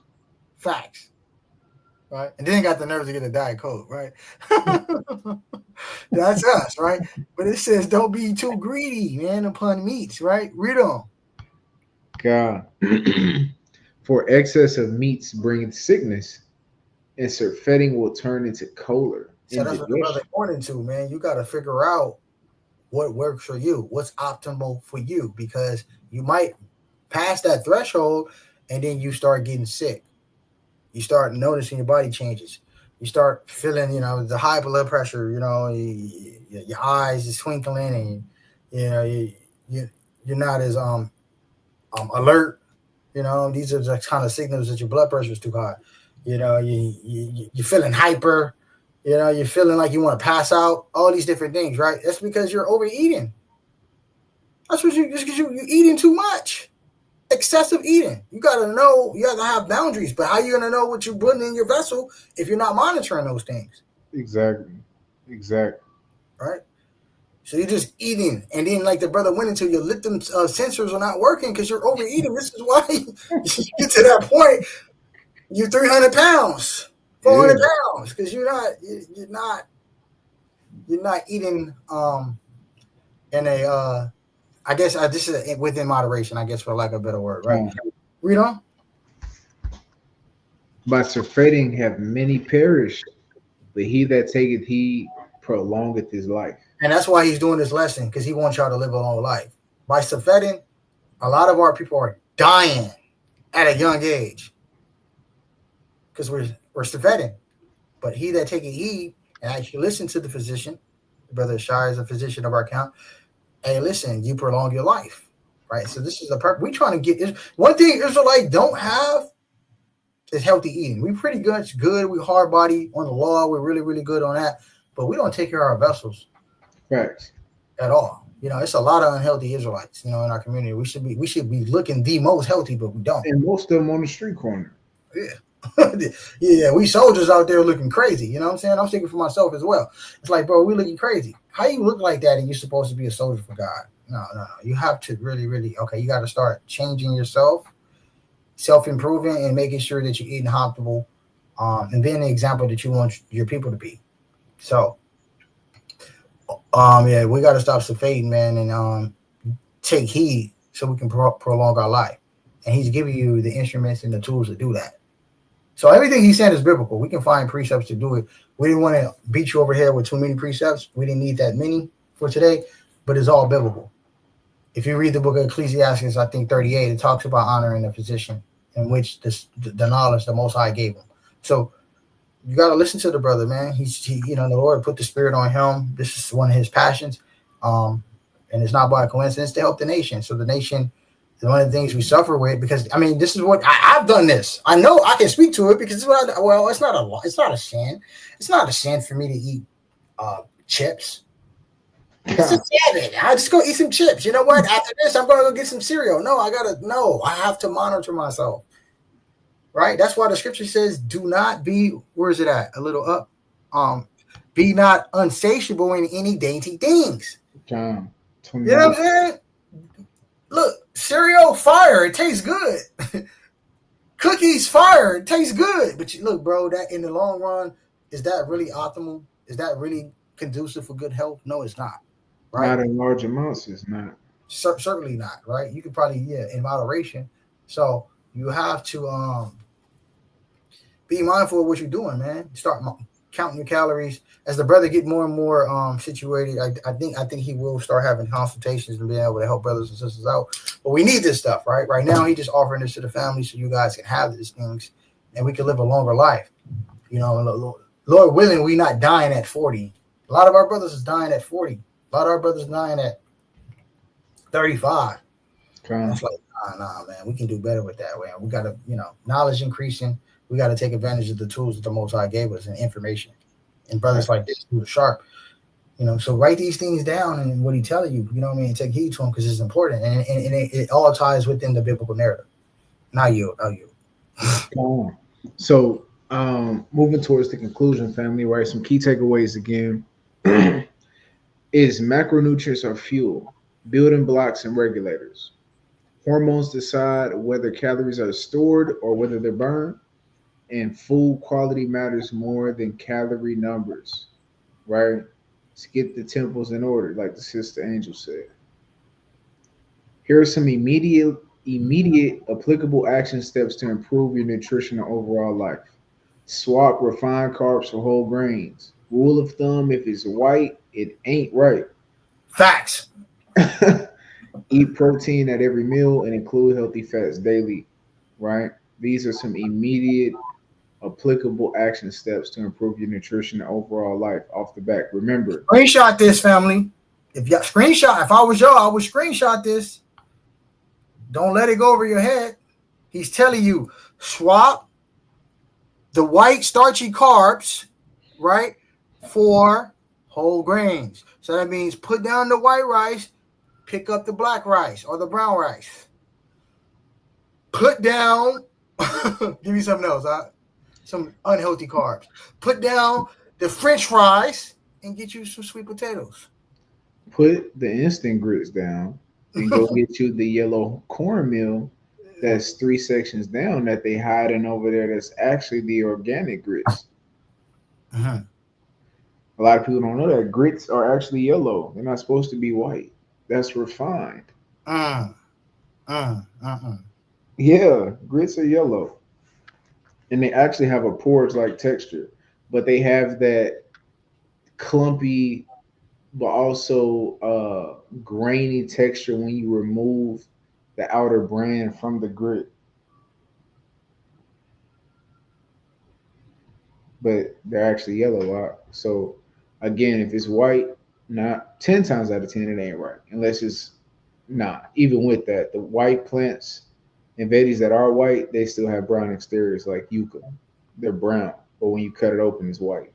Potatoes the same way. And just to give you an example of how serious it is in terms of taking care of your body, looking at my big bro, Makazah, made me remember. LeBron James, the reason why he has the career he has, he spent $1.5 million a year on his body. Facts. Bring it up. $1.5 million a year on his body. He decided to invest in himself, in his body, his vessel.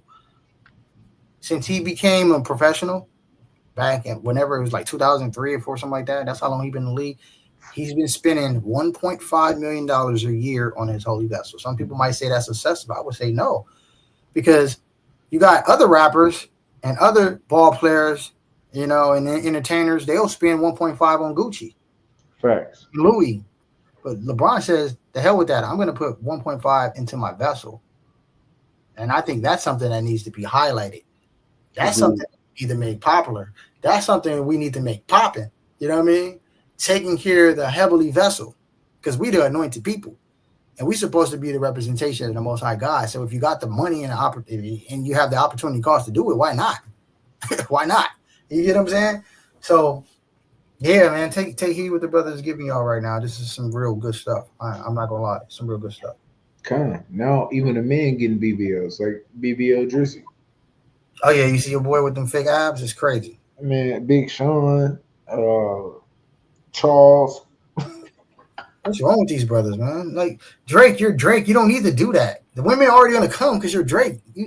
Drake is really a retarded. I don't know what's wrong with him, man. He's destroying his career right now. Suing Kendrick because you lost the battle, getting fake abs, hypersensitive, dirty man. I'm just like, I'm just disgusted with him. I'm not gonna lie. I'm really disgusted with Drake after like last couple of years. I'm like, bro, all that Canadian stuff is starting to come out of you, bro. Bro. Yeah, that's that All you Toronto. have to do was just all you have to do was just chill, take your L, bro. You don't need fake abs, man. The women like you already because you make good music.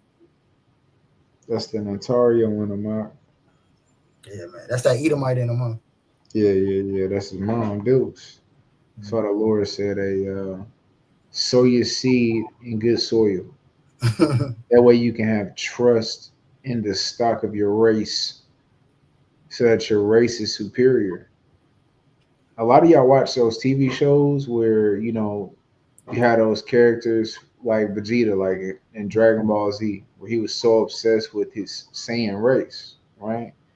That's biblical to have racial pride. You should want to have pride in your race and want strong seed to come from your nation. Why? Because that ensures dominance and sovereignty. When you have superior and elite genetics, you're going to stay sovereign because you're going to always have apt warriors. You're always going to have intelligent scholars to guide and lead the nation, generals. All of these things take place on a physiological level based on the health of your hormones and the type of food you eat. That's going to affect the way your body is built. In conclusion, as we finish today, I want you to remember this, family. Your body is not just a machine, it's a temple, a gift, and a responsibility. The fuel you choose matters, the balance you maintain matters, and the way you honor that gift matters. We've learned that food isn't just calories, it's information. Every bite you take tells your body what to do. It builds your hormones, powers your metabolism, and shapes how you think and feel. My challenge to you this week is simple and powerful. Be intentional. Choose whole, nourishing food. Respect your body's signals. Focus on quality and not just quantity. And above all, remember that the goal isn't perfection, it's progress. As it says in 1 Corinthians 10:31, so whether you eat or drink or whatever you do all to the glory of Yahweh. Thank you for showing up for yourself today. Thank you for taking the time to learn how to take care of your body, mind, and spirit. And let's commit to making small, sustainable changes that honor our health and the Creator who gave us this life. If you have any questions or want help putting this into practice, I'm here for you. Let's build on this foundation together. Shalom. And Kwame Ashala. All praises, Godspeed. Good lesson out. Good lesson in the spirit. All praises, man. Brother gotta probably go watch this back a couple times. In the last lesson too. They go hand in hand. I'll let Shire take a couple questions on the lesson. If you got questions, particularly on the lesson or about the title, we'll go ahead and take about 2 to 3, and then we'll call it a wrap. So if anybody got questions about the presentation or just about the topic we discussed today, we'll go ahead and shoot 2 or 3, and then we'll get out of here. 2 or 3 questions. But while y'all pondering on your questions, I just wanted to let y'all know everything he's saying is within the biblical narrative. It's scriptural. He's just breaking it down in a way where you can digest it scientifically, but it's all biblical. You know what I mean? Our people are destroyed for a lack of knowledge. in every sense of knowledge, financially, of course, biblically. You know what I mean, scripturally. Like we have the zeal, but it's not rooted in knowledge. We're missing one important ingredient is the knowledge, the know-how. And the Most High God has left brothers like him to, put them on the earth to give you this understanding, because all knowledge comes from the Most High. All wisdom is of the Most High. Right? So he's blessed people like Shire, who has the information, that understands the information, and can digest it or convey it in a way that's digestible, and we can understand it, retain it, keep it, and take it and run with it, because it's playing upon tables. Oh, praise yeah, if the family happy with it though, it's a good lesson. Oh, praises. We need it. The nation need it, bro. We're unhealthy as a nation, spiritually, physically, mentally, like all that. We need a whole lot of conditioning, and it starts with self. So if y'all don't got no questions, I'm gonna let my brother get out of here. He had a long day. They still popping fireworks where you at now? No. Or they start? Yeah. Y'all in the South, y'all kind of a little bit more liberal. I'm a little bit more, what's the word I'm looking for? Conservative. We on this side. I'm in California, probably the most liberal state of all the union, bro. They are popping fireworks. They've been popping fireworks since 3 p.m., bro, and they have not stopped from 3 p.m. to now. All day. Boom, boom, boom, boom, boom, boom, boom, boom, boom. Exploding every which way. Nah, they start around 9:30. They wait till it get dark, and then they start popping. But Oh, okay. it's pretty dead right now. That's what's up.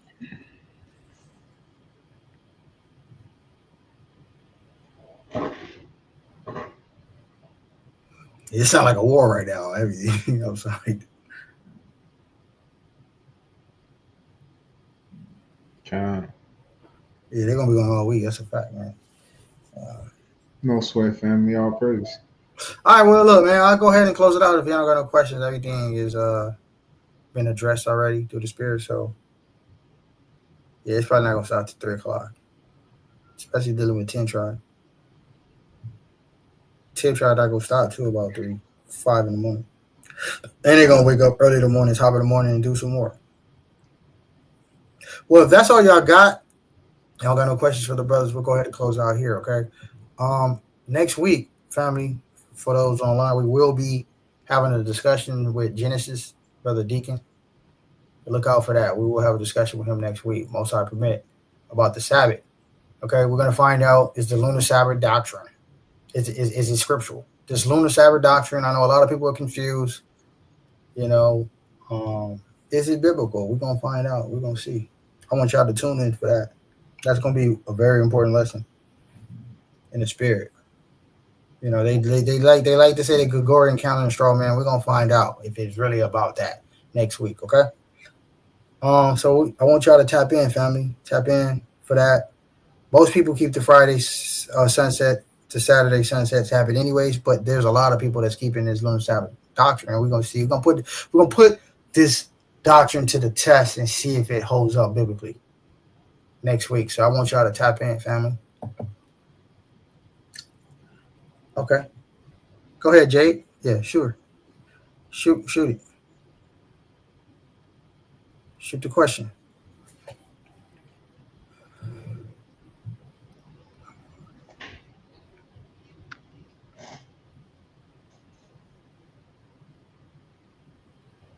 I think it's one down. Her question. Oh, it's down?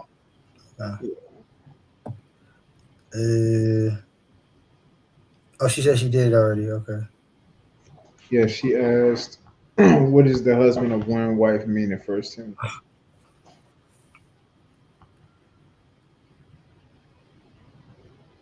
Let's get it. 1 Timothy 5? Yeah. I mean, we wanted the questions based on the topic, but it's all good. We'll answer a question.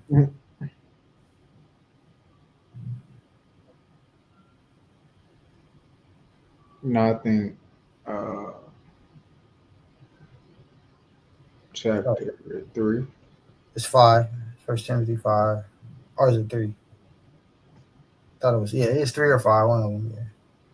Yeah, 3. It might be 3. Yeah, you might be right.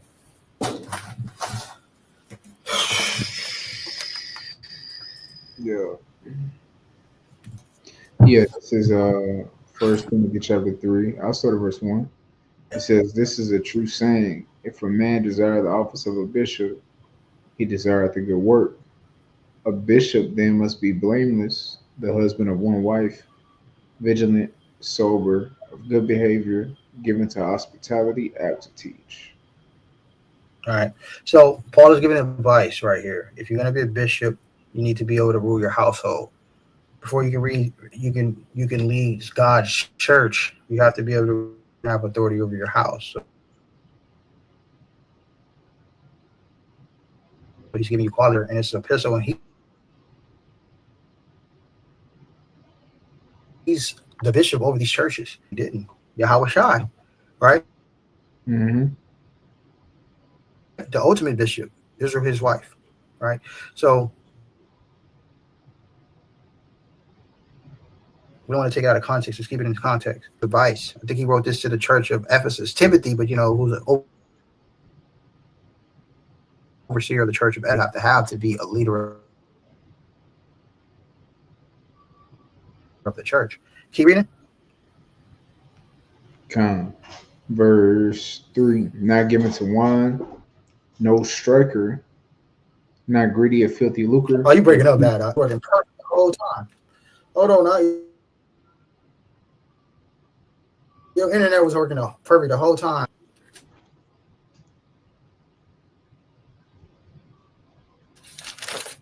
Can you hear me now? Still lagging? Can y'all still hear me? Yeah.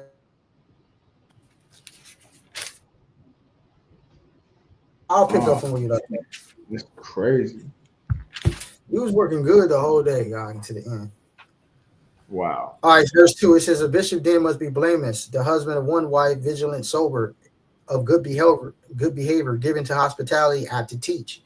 These are the qualities you must have if you're going to be overseer of a church. You have to have all of these qualities, right? Not giving too much wine, not striker, not too greedy of filthy lucre, but patient, not a brawler, not covetous, one that ruled well his own house, having his children in subjection with all gravity. For if a man know not how to rule his own house, how shall he take care of the church of God? Not a novice, least being lifted up with pride, he fall into condemnation of the devil. So it's just letting you know, the bishop must have these qualities to be able to be an overseer of a church. You're not supposed to be. I don't know if she was alluding to the multiple wives situation. It's not a cut to multiple wives. It's just saying it wouldn't be wise for a bishop to do that. Being that you over a church, the church is the primary priority. And that wouldn't be wise for you to be trying to shuffle all of these different responsibilities, and while at the same time, trying to manage all these wives and stuff like that, multiplying too many wives. So I know people use this as a cut to multiple wives, but it's not a cut to the multiple wives doctrine. It's just advice. I mean, Paul was a bishop over a lot of churches, and he didn't have a wife. Yahweh Shai is the ultimate bishop, and he has 2 wives, Southern and Northern Kingdom. You know what I'm saying? So,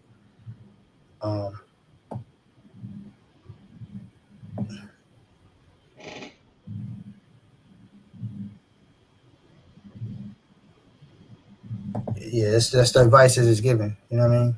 That's the advice that is given. But then you also got to understand that Paul was the overseer of the church of Corinth. He was the overseer of the church of Colossae. He was the overseer of the church of Ephesus, all around Asia Minor. And these are multiple churches within these regions. And he didn't have one wife. So does that disqualify him for being a bishop? No, it doesn't. Okay? It does not. So keep it in this context. He's just giving you the advice, practical advice you would need to be a bishop. Okay, she was asking it based on multiple wives. So are you one of the ones? Let me ask you a question. If you're still in the chat, says, do you believe multiple wives is a sin?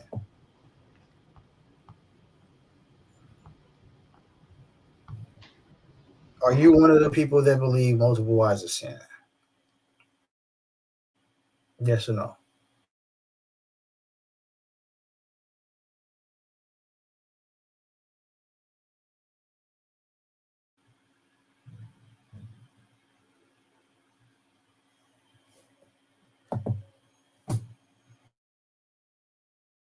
Okay, where can you find? Okay, so sin is a transgression of the law. So where does it say multiple wives is a sin? Where does it say multiple wives is a sin? If you can show me one scripture.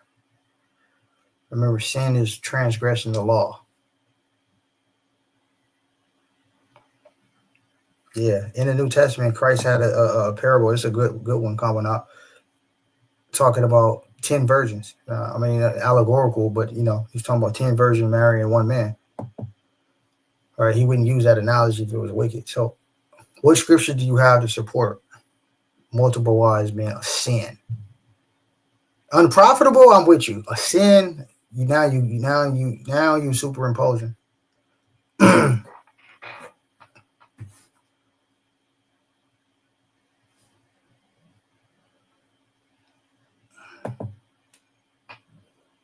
Well, I believe it's for the future only, not for right now. No one should have more than one wife. That's not for you to say, though. You could believe what that's not for what you. That's not for you to say. You know what I'm saying? I wouldn't even have that approach as a woman. You know what I mean?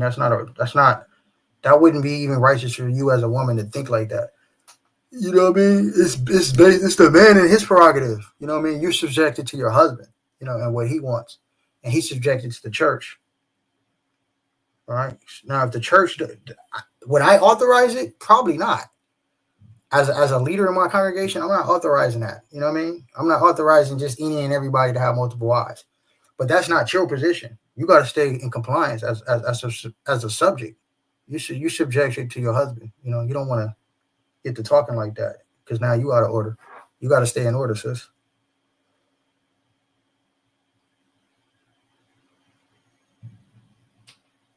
It is in the New Testament. Let me show you. It is in the New Testament. Let me show you.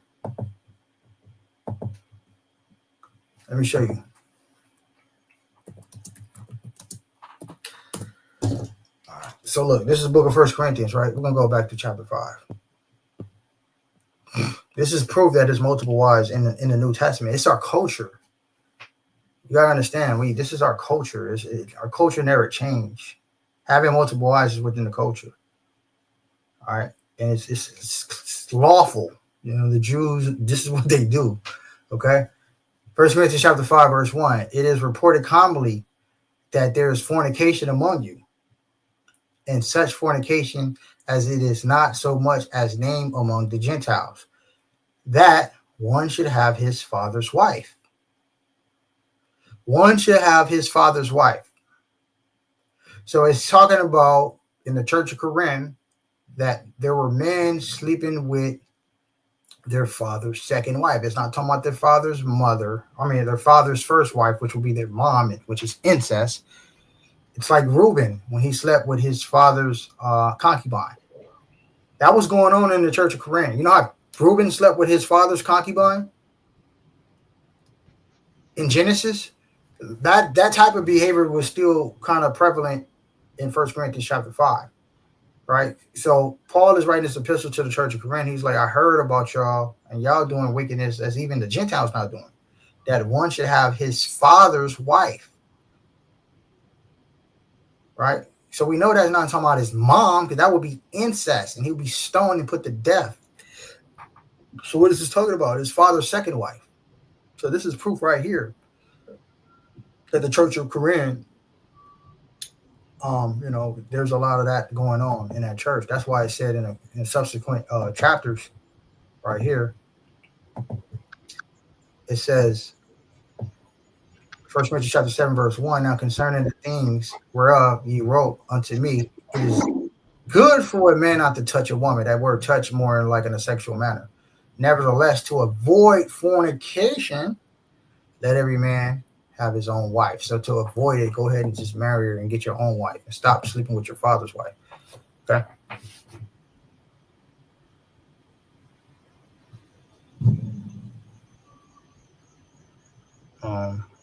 Y'all time this out? Why y'all time her out? What she do?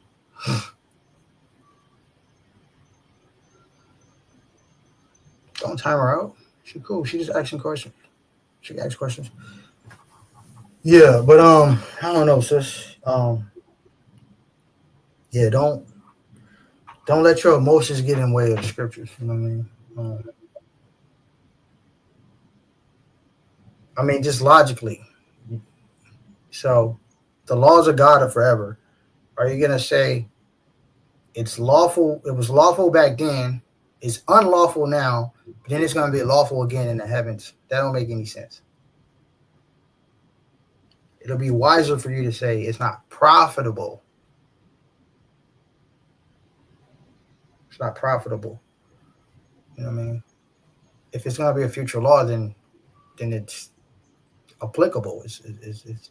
It's within compliance. But you got to do everything decently and in order. It's the lack of order that our brothers and sisters don't have. Yeah, she was sincere. She was good. She can ask a question. Don't time her out. Let her ask whatever she want to ask. What happened? They kicked her out.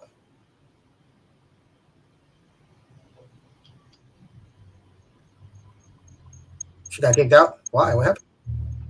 Why she got kicked out?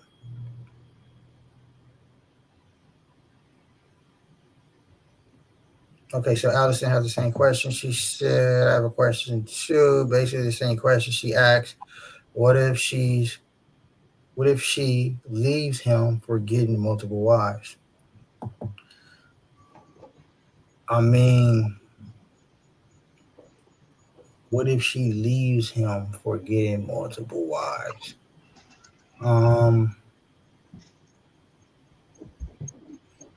Yeah, I mean, that's a loaded question. I would need more context and counseling behind that, but there's no scripture to say you can leave your husband. There's no scripture. Let's get the one that's misunderstood, right? I think IUIC teach this, right? Let's get the scriptures. All right. I think IUIC said. I don't know. I'm not really familiar with their doctrine, honestly. So I don't want to put that on them brothers, but so let me recant that. But let's get Matthew chapter 19, right? Let's get a misunderstanding of Matthew 19. Verse 5. And said, for this cause shall man leave father and mother, and shall cleave unto his wife, and they twain shall be one flesh. Wherefore there are no more twain, but one flesh. Wherefore Yahweh has joined together, let no man put asunder. They say unto him, why did Moses then command to give a writing of divorcement and to put her away? He said unto them, Moses, because of the hardness of your hearts, suffer you to put away your wives. From the beginning it was not so. And I say unto you, whosoever shall put away his wife, except it be for fornication, and shall marry another, committed adultery. And whosoever marry her, which he put away, do it committed adultery.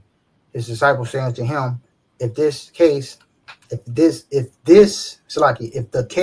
of the man be so with his wife, is it not good to marry? But he said unto them, all men cannot receive this saying, save to him whom it is given. Right. So it's talking about a eunuch. But here's the point. Verse 9. And I say unto you, whosoever shall put away his wife. That's the key point. Put away his wife. Put away his wife. And then marry another. Right. So whosoever shall put away his wife for reasons other than adultery or fornication, and then decides to marry another woman committed adultery, because you're still tied to that woman, essentially. You put her away for unjust causes and unjust reasons. And then that woman that you put away, and she get to marry somebody, so it's blood on your hands for putting her away unlawfully, according to the scriptures. You get what I'm saying? So I don't know if that's what you was alluding to.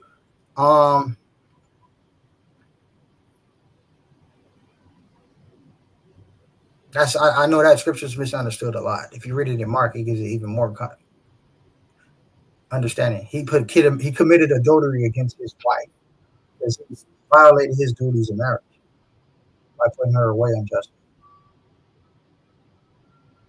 So, Allison, did I answer your question, or did you need more clarity?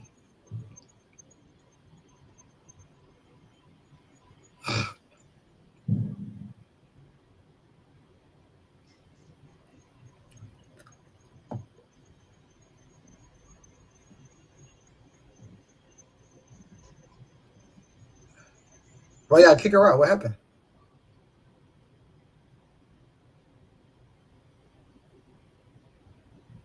Somebody reported her?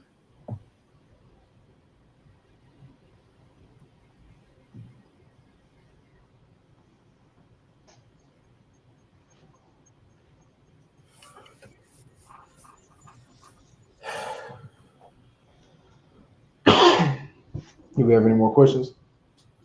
Yeah, I'm just trying to give more clarity to this multiple wives thing. I guess that's a big thing right now. There's a couple people asking that. I mean, look, women in the Old Testament, they wasn't cool with it. They had to do it though. You see, what's her name? McCall, she wasn't cool with David having multiple wives. She was tripping. She was talking crazy to David. But how did the king respond to her? He said, look, man, you talking to me like this, the king, he never touched her again. He said, you'll never have the pleasures of having my seed. You know what I'm saying? So it wasn't like it was just widely accepted. Some women accepted it, some women was against it. That's always been the case. You see that even with Jacob and his situation with his wife. They wasn't always happy with it. It was issues. I mean, it's naturally gonna be that way. But it's more within the prerogative of that man. You gotta stay in order, sisters. Like a lot of y'all be out of order. I'm trying to superimpose. You ain't look. You are the subject, sisters. Y'all need to hear this. You are the subject in this matter, not your husband. Let me read the Bible for y'all in the New Testament. A lot of y'all sisters need to hear this, right? Now your husband, that's why you got to get the right man, though. You got to get the right man. Ephesians chapter 5, verse 22. It says this. Let's start at 21. It says, submitting yourselves one to another in the fear of the Yahweh. Verse 22. Wives, submit yourselves unto your own husband as unto the Lord. New Testament. So you got to follow this. Right? Submit like you supposed to see Yahweh Shai in your husband. A lot of y'all don't do that. Because if you did, you wouldn't be calling them BANs. You wouldn't dare raise your voice at them. You wouldn't say nothing crazy to them. I don't know. Sometimes our sisters is crazy enough. They probably crazy enough to talk to Yahweh Shai crazy. You never know. Some of our sisters is like that. But I'm saying, if you really, really understand and you honor your king, you would never talk to him crazy. That's why it says, why? Submit yourself unto your own husband as unto the Lord. He is your Lord. He is your Adawan. Verse 23, for the husband is the head of the wife, even as Yahweh Shai is the head of the church, and he is the savior of the body. Therefore, as the church is subject unto Yahweh Shai, so let the wives be to their own husband in everything. How many of y'all letting your husband run everything in your lives? A lot of y'all probably not. A lot of y'all probably not. And I'm gonna be honest. Some sisters, it might be good and reason. Maybe your husband don't have those capabilities of being a great leader like that. You know what I mean? He's probably lacking in some areas. So you're like, nah, I'm not gonna let him do that because this will cause us to do. Like I said, it's not a one-off fits all situation, but it's the mentality. That sisters got to change. The mentality is very important for you to change. Your mental, come into this thing with a humble mind.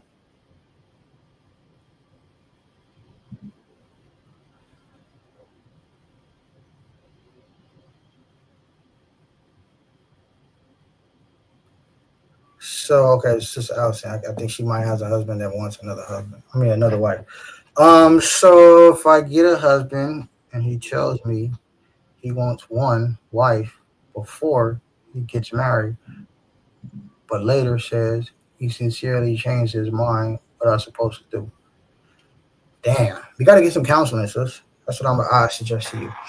I would suggest before y'all make any move, the scripture says before any enterprise or before any major thing you do, get counseling.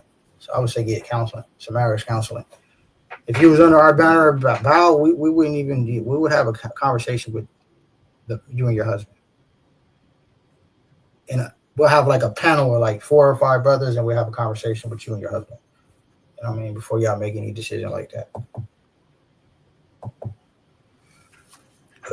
So you got to go to leadership. That's my advice to you. You know what I'm saying? He did the bait and switch on her. She should, Let me ask you this, sis, Allison. Are you okay? Do you have a problem with multiple?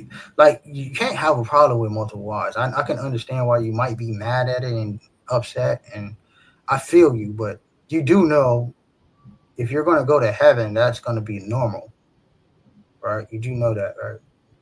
The place that we're all striving to go to is going to be normal. You do know that, right? I don't know if sister's prepared for that discussion. Do you not know that the Most High is raising up the children of Israel, particularly the men, to be kings?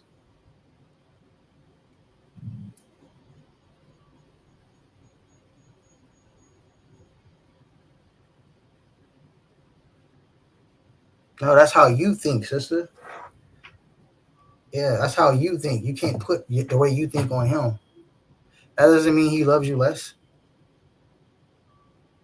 I'm speaking from a man's perspective. It's totally different. You're looking at it from a woman's lens, and that's not wise for you to do.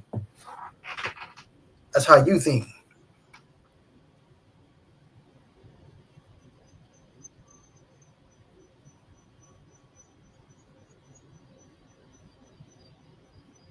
Yeah, we got a hell of lessons on it. You can go check. We got a whole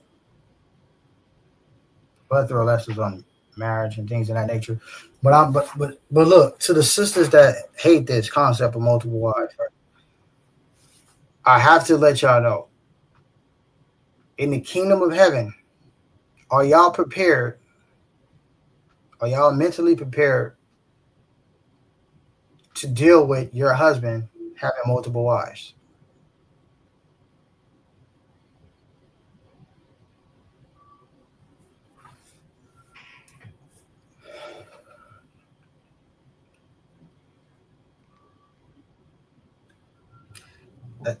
But heaven, no, it's not. What scripture says that? I mean, you got to add context to that. So was David in heaven when he had multiple wives?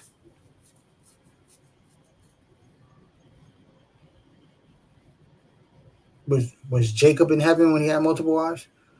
What about Abraham? Was he in heaven when he had multiple wives? You got to understand, 3 of the patriarchs, you can't have a problem with multiple wives, and you call yourself an Israelite. Our nation derives from 4 women. And the covenant that we got our covenant through, 3 men, Abraham, Isaac, and Jacob, 2 of them had multiple wives. Abraham, the grandfather, Jacob, the grandson, had multiple wives. And the scriptures call them righteous.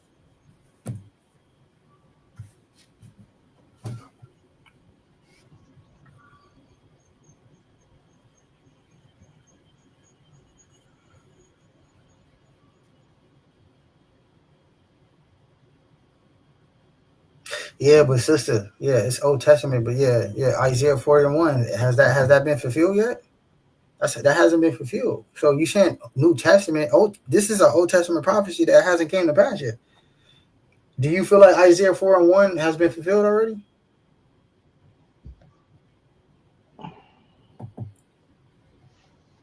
If Isaiah 4:1 hasn't been fulfilled yet, then that means if you feel like it's future, then that's an Old Testament concept that hasn't been fulfilled. Okay, so there's Old Testament concepts that so you when you try to say old and new, that you convoluting things. Don't do that. It's our culture. It's the law.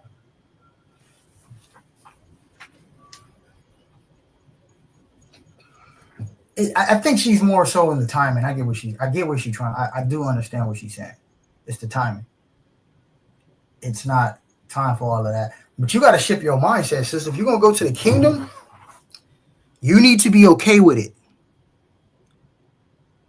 If you're prepared to go to the kingdom of heaven, you need to be okay with it. And you can't have the dictatorship type of personality. Well, if you do this, I'm gonna leave. No, go get counsel. And your husband, he has to have order too. Hopefully he under account. But you got to go get counsel, sis. That's what I would advise you. You know what I mean? In that circumstance, he did the bait and switch on you. That's kind of messed up. Go to counsel. Go to the council. Get understanding. My question would be, why does he want another wife? That'd be my first question. Why?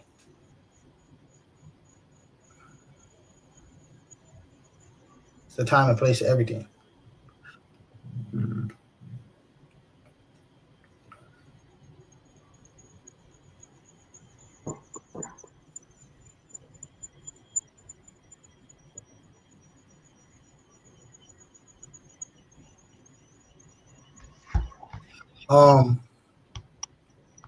Keep in mind, sisters. I know. Look, man. I know y'all are the weaker vessel, and y'all get mad and upset with some men, and our brothers can be extra. Trust me, I know. But you still have a responsibility. Let me see. Let me get 1 Peter, chapter 3, verse 1. Watch this. If the sister's still with me, Sister Allison, I don't know if you left. Hopefully you're still with me. 1 Peter chapter 3, verse 1, it says, likewise, ye wives, be in subjection to your own husbands. See, the scripture is going to keep telling you to be subjection. Subjection. He's going to keep saying that. Why is it telling you to be subjected? Okay. Let me ask you this. Do you know what that looks like when you're subjecting to your own husband? Let's look up the word subjection.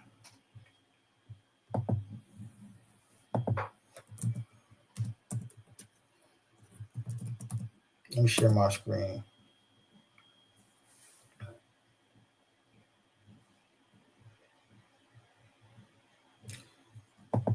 Let's look at this word.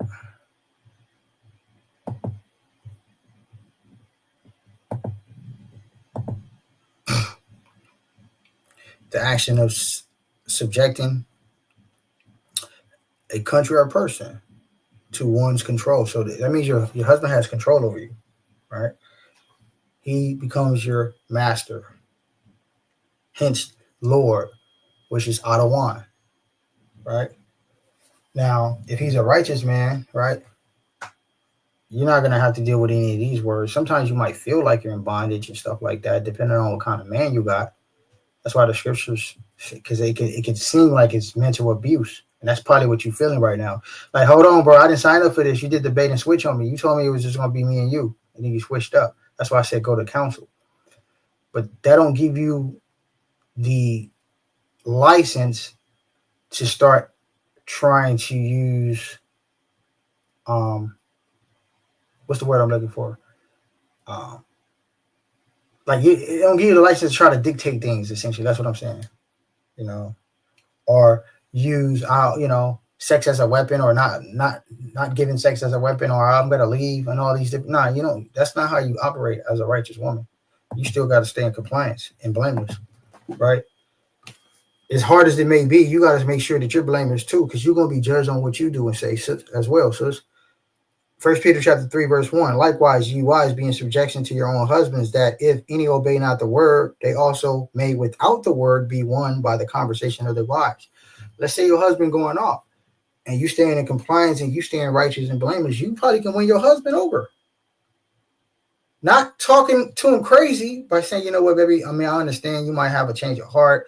blase this. I really wasn't trying to sign up for that. Let's get some other opinions. Let's go to council and see what they say.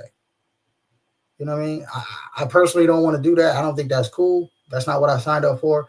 But instead of talking crazy like a lot of y'all tend to do, just be like, you know what? I understand. I don't know where the change came from. Like, are you not satisfied with me? What's going on? You know, he give you whatever his reason is, and you just recommend counsel. But what y'all sisters tend to do is, nigga, I'm leaving. If you do that, I'm leaving. I'm out the door. I'm done. And that's not how you're supposed to move. The scriptures say, if you keep reading that passage that Sarah called Abraham Lord, out of one. Right? So you stay in order, sis. You stay blameless. Okay. If it's really, really extreme, you can hit us up, Believers of the Way 144K at Gmail. You know, we'll try to, you can send your contact details, and we'll have leadership reach out to y'all and see if we can help y'all out. I don't know, it's ultimately on your husband, though, you know what I mean? But I would always, I don't know who camp you're listening to.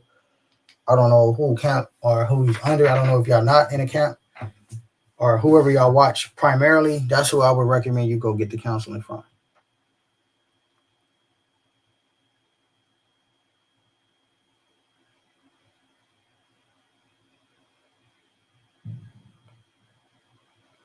Yeah, to say, look, babe, before you decide to make this move, right? No camp. Yeah, that's the problem. He needs some leadership. I still need leadership, and I'm a leader. I still got to tap in with my elders. Everybody needs leaders. You know what I'm saying? I still tap in with my elders to this day. I try not to make no moves before I talk to them. You know what I'm saying?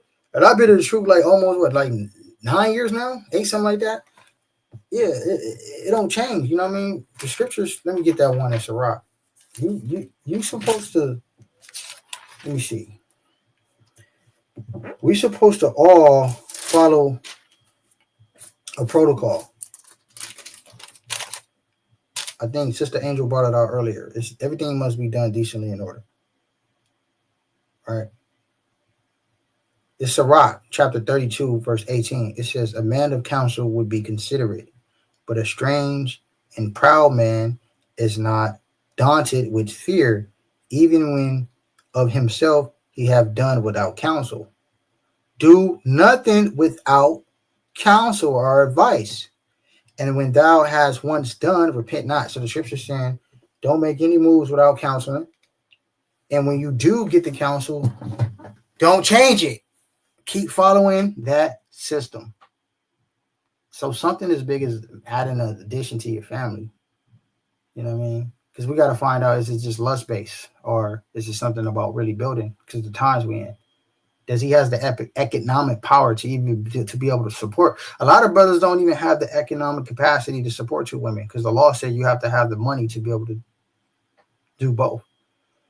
It says you got to be able to have to pay for your first wife duties in marriage, her food, clothing, and shelter, and then your second wife, you got to be able to provide that as well, and not diminish your duties on both sides. But how are you going to have those duties while still running the church and being a man of God? Some people don't want to do that, though. Some people might like to play the background. So that's why I'm saying it's not a one-off fits all for each man. But I understand your justice. I understand why you have these issues. But you got to slow your horses too. You know what I mean? You got to slow your horses too, and understand that get counsel. The idea behind it is something that I know y'all gonna have issues with, but you gotta prepare your mind for it, because it's gonna be normal in the kingdom of heaven. The Lord is raising men up to be kings. What's a king and he doesn't have women? That just comes with it. If you're a king, the natural progression is women. It just comes with that, being a king. Okay.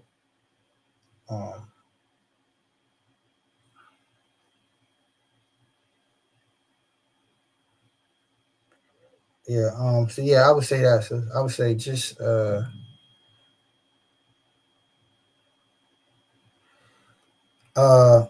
I don't know. Did I answer your question though, Sister Allison? I mean, Allison May. I mean, did you need some more clarity? I know you said you're relatively new. How new are you? Are you like just like couple years in, a couple months in? How new are you to this knowledge? Okay, she said all praises. She got some clarity. How new are you though? How new? You said you're new. How new? Oh yeah, man. Y'all only 5 months in. Yeah, get some counseling. Right? Yeah, I would tell him to hold his. Tell him Yatazaf and Bao said, hold your horses, brother. You 5 months in. Everybody come in like that. Oh, we got multiple wives. Oh man, I'm about to go give me no, brother. Chill. I'm thinking y'all a little more seasoned. Hold your horses, brother. You 5 months in. You don't know nothing. You are a babe. Chill. You don't even know what comes with multiple wives. That's why I'm telling them to get counsel. No, hell no. Yeah. Now you gave me that context. Yeah. Tell him no. I said no. I said no because I don't want him to destroy his family. So no. I don't know if y'all got kids. No. Tell him I said no. You can clip this point. Tell him I said no, and I said no because he's not ready. And that he needs advice from somebody that's been in this thing for 10 years.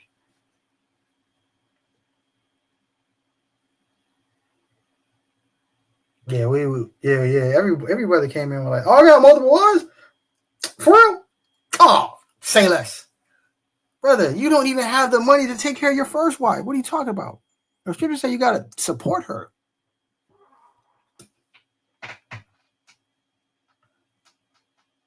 Yeah, he going off. That's what, yeah, he that's that new, just finding out he an Israelite. Oh, finding out about the culture. Yeah, that happens. That happens. How old is he? He's probably young too. Huh? How old is he?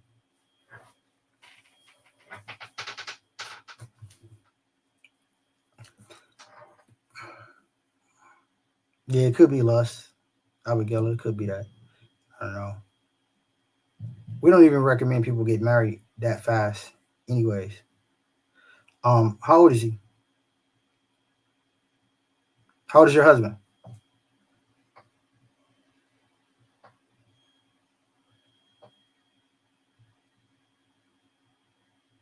What he calling out said that was me too. Oh, bro, everybody, all brothers did that, bro. Every brother did that when they first came in. Yeah, he's 25. He's a babe. Yeah, he needs some counseling. Yeah. See, he talking about threesome. Yeah, he don't know the scriptures. That's unlawful. That's wicked as hell. Threesomes, that's wicked as hell. See, he don't know the Bible.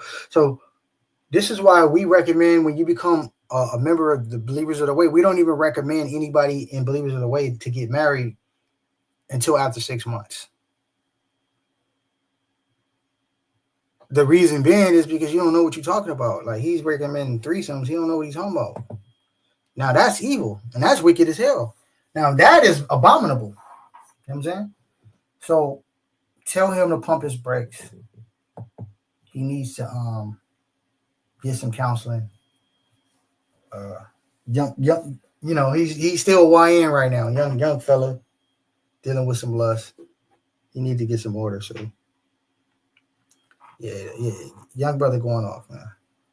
But he's relatively new, so I'm not going to go too hard on the brother. They only 5 months in, family. Remember that.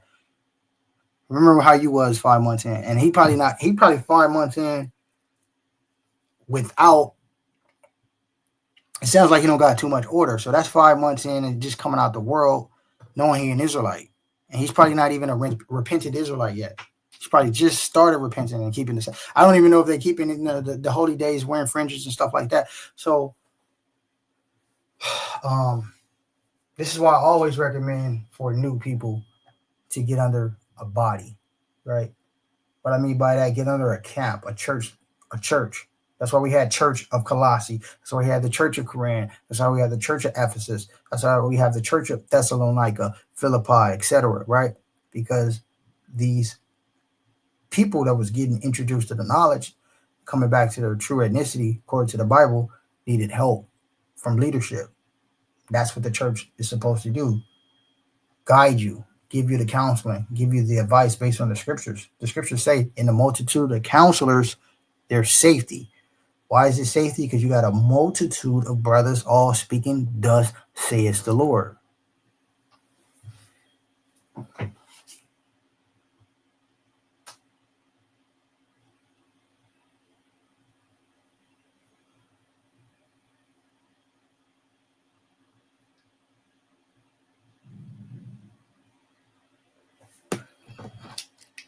Yeah, but I don't know.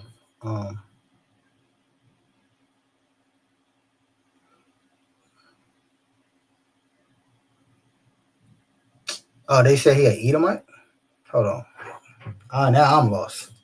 Oh, let me go up. Courtney, why you say Esau? What? Let me go up.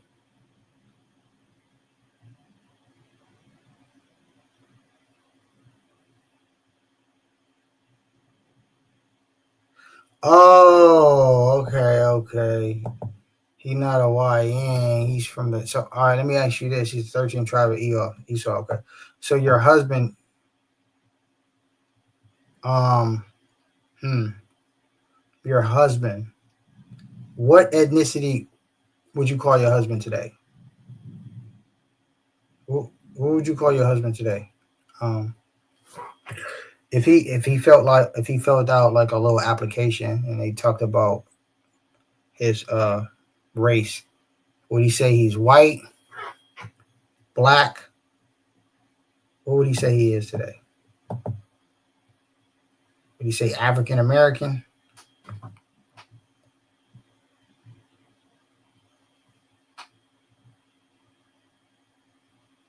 He's Jewish, but okay, Jewish is not a race.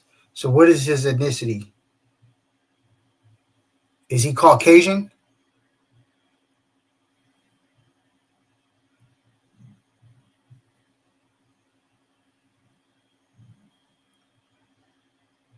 Is your husband Caucasian?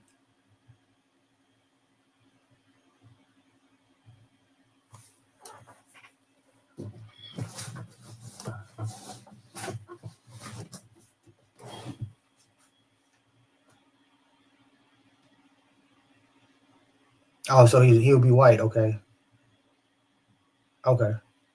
Yeah. Okay. That changes the complexity of everything. Yeah. Yeah. And you would be so-called black. You would be a so-called black woman.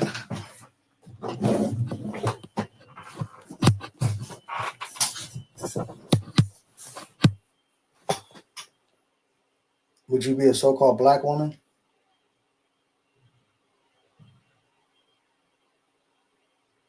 Yeah, this just took a little turn right here.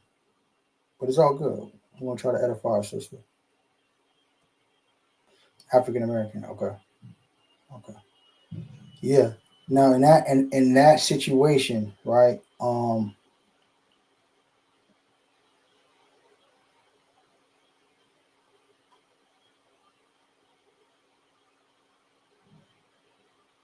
He won't be able to leave you. He won't be able to lead you correctly because he's not of the seed of righteous. He's not of the seed of righteous. So him not being of the seed of righteous, he's not going to be able to lead you right anyways, because it's not in his spirit to do so. The law was only given to the 12 tribes of the children of Israel. Unfortunately, you didn't know this, but the man that you married is not of the stock of Israel. And as a result of him not being of the stock of Israel, he won't be able to lead you correctly anyways. And I know you mentioned John 3:16. John 3:16 is only applicable to the Israelites. Remember, Christ was talking to another Jew. Two Jews having a conversation about Jew business. And he's talking about the world of the Israelites. Because the Israelite world is a world within itself.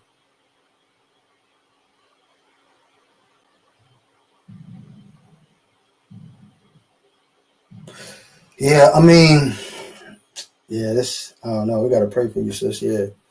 I'm not going to even try to overload you with too much today. You're in a tough spot. All I can say is just, hey, I got to pray for y'all sisters. Yeah, y'all gotta pray for her, man.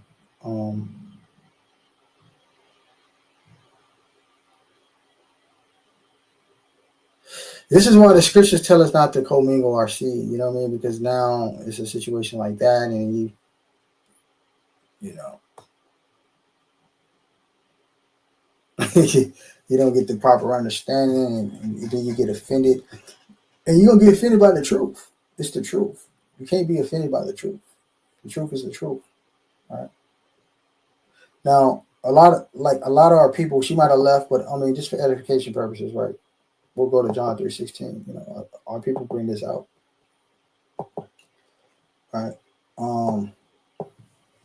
Here's a problem with John 3:16, right? When we go to the top of that, a lot of Christians and people that don't know the scriptures well, they go to John 3:16, not understanding the context. There was a man of the Pharisees, so it's a Pharisee having a conversation with Christ, named Nicodemus, a ruler of the Jews. This is a ruler of the Jews. The same came to Yahushua by night and said unto him, Rabbi, we know that thou art a teacher come from the Most High, for no man can do these miracles that thou doest except Yahweh be with him. Right? So he's first of all, he's a Pharisee, so he's from one of the higher sectors of Israel, right, among the priesthood. He's a ruler, so he's a leader among the nation, and because of not wanting to be seen with asking questions to Christ, he came at nighttime when it was low key.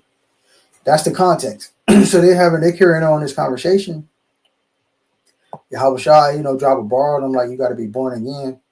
That was a little bit over his head. He had to explain it to him, and then we get down to John 3:16. But a lot of times, bootleg Christians forget to read verse 15, right? In verse 15 and verse 14, it says, and as Moses lifted up the serpent in the wilderness, when you read this in the book of Numbers, Moses lifted up the serpent in the wilderness to heal the Israelites.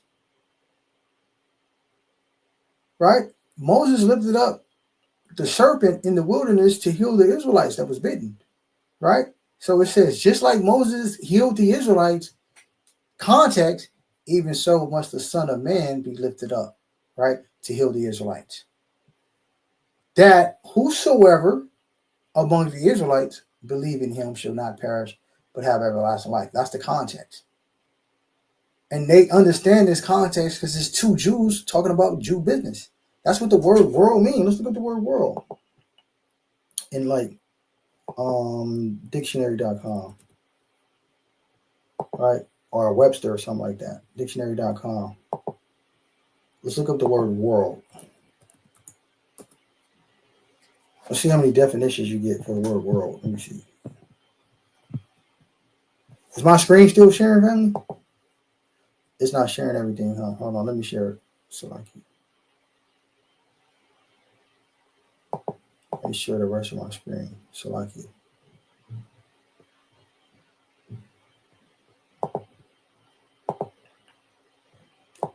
Let me share this whole tab. Or this window. This window right here. Can y'all see that? Okay, yeah, I can see this. Okay, now look. Look at the word world. It's like hell. I don't know why it looks like this. But let's go down to the one that's applicable in John. Why has it got all these ads right here? This is crazy. Hopefully y'all can see this, right? 6 right here. I'm going to highlight it for y'all. The class of persons devoted to the affairs and interests of pursuit of life. This is the correct one right here. Or you can use 7. A particular class of people with common interests and aims. Right? Even 6 or 7 would be fine, right? Why is 7 fine? It's because Yahushua, being the king of the Jews, and Nicodemus, being a ruler of the Jews, are a particular class of people. These are 2 Jews, a class of people with common interests. They have an interest in their people getting salvation, aims, etc. Right? So that's what that word world means in this context. So when you go back to John 3:16, just like Moses had lifted up the serpent to heal the Israelites, so will the Son of Man, which is Yahweh Shai, be lifted up to heal the Israelites. That whosoever among the Israelites, right, that believe shall not, believe it in him shall not perish, but will have everlasting life. For God so loved the world. Who did he say he loved? He only said he loves the Israelites, right? That he gave his only begotten Son, Yahweh Shai, that whosoever believeth in him shall not perish but have everlasting life. So that's how you kind of read that, right? For God sent not his Son in the world to condemn the world, but that the world through him might be saved. You see that? So that is the proper understanding of John 3:16. And I know the sister got to get out of here, man. Yeah, my boy Shar said, you got to get up out of here. So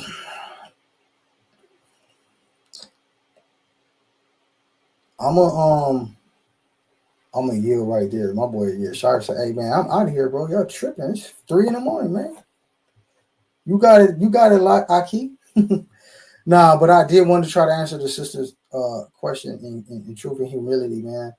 It's a real touchy situation. And this is why it's important that she left a time ago. I was just providing edification at this point to my family that still with me. But this is why it's important that we follow the biblical narrative and listen to the wise advice of the Bible. Right? The voice of the Lord is the scriptures. So you can't be offended at the scriptures because the scriptures say what they say, and it's all does say as the Lord. So we got an issue with does say the Lord, and you have to take that up with your God, not the messenger.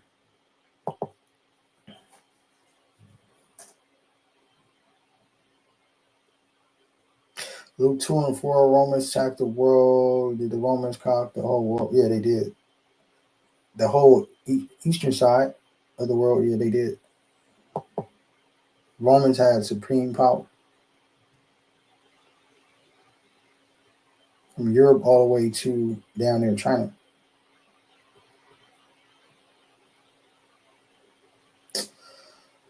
All right, family.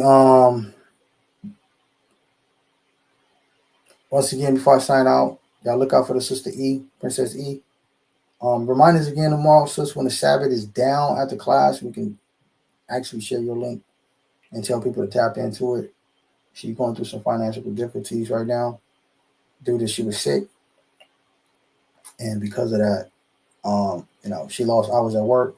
So she need a little helping for the nation to kind of get her back in good graces, and get caught up with some of these bills. So make sure when the Sabbath done, y'all can look out for y'all sis, all right?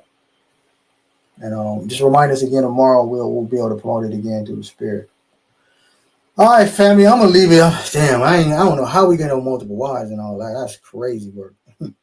What happened to the sister earlier? The sister Jade. Is that Jade, our Jade, or another Jade? Was Angel? Is that our Jade or another Jade?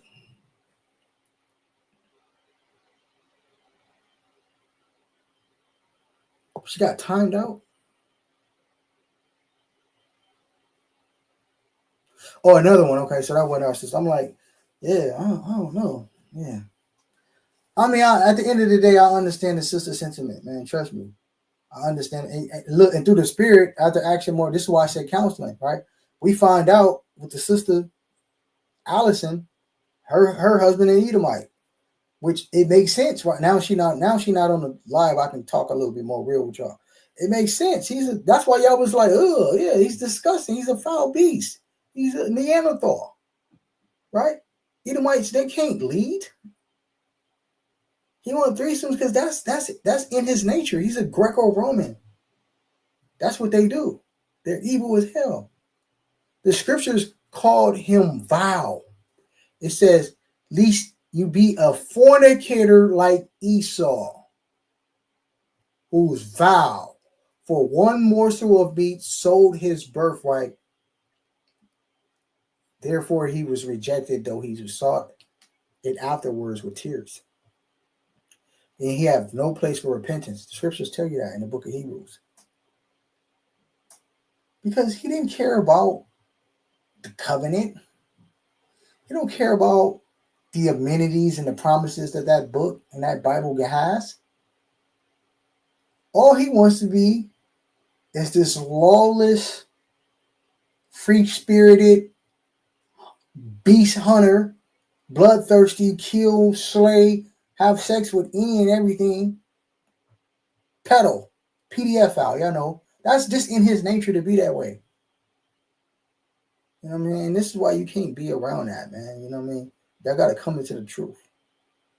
Y'all got to come into the truth, man. A deceiver, absolutely, Abigail. That's what he is. He's the serpent. How the hell you literally land with the devil? Very manipulative. You know what I'm saying? And he trying to finesse our sister into doing the threesome, man. She need to leave that brother. Damn, I should have told her leave him. Leave that damn bastard. I didn't know he was a heathen. Whatever. You know what I mean? End of the day, man. This walk is a long journey, man. It's a long journey, man. This is why camps are needed. I know a lot of people be camp bashing, but it's like, man, the camps help a lot, a whole lot. More than they help more than they hurt. I'll say that. I'm not saying everybody got it all right. Sometimes camps can be overbearing and abrasive, and they get to overstepping and trying to be lords over the flock. But camps can help, man. Especially when you got solid brothers like Tahar among your camp that's gonna keep order, regardless. You need that. Call you out when you're wrong. You need that. You can't just be moving how you want to.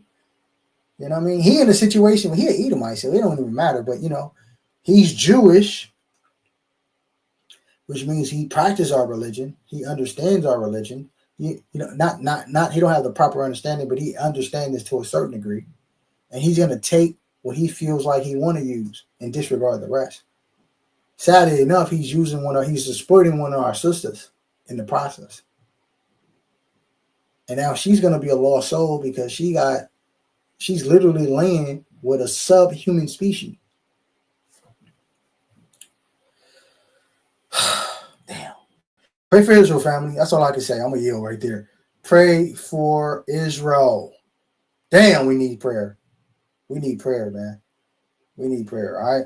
I'm going to leave it right there. Shalom, family. Shalom.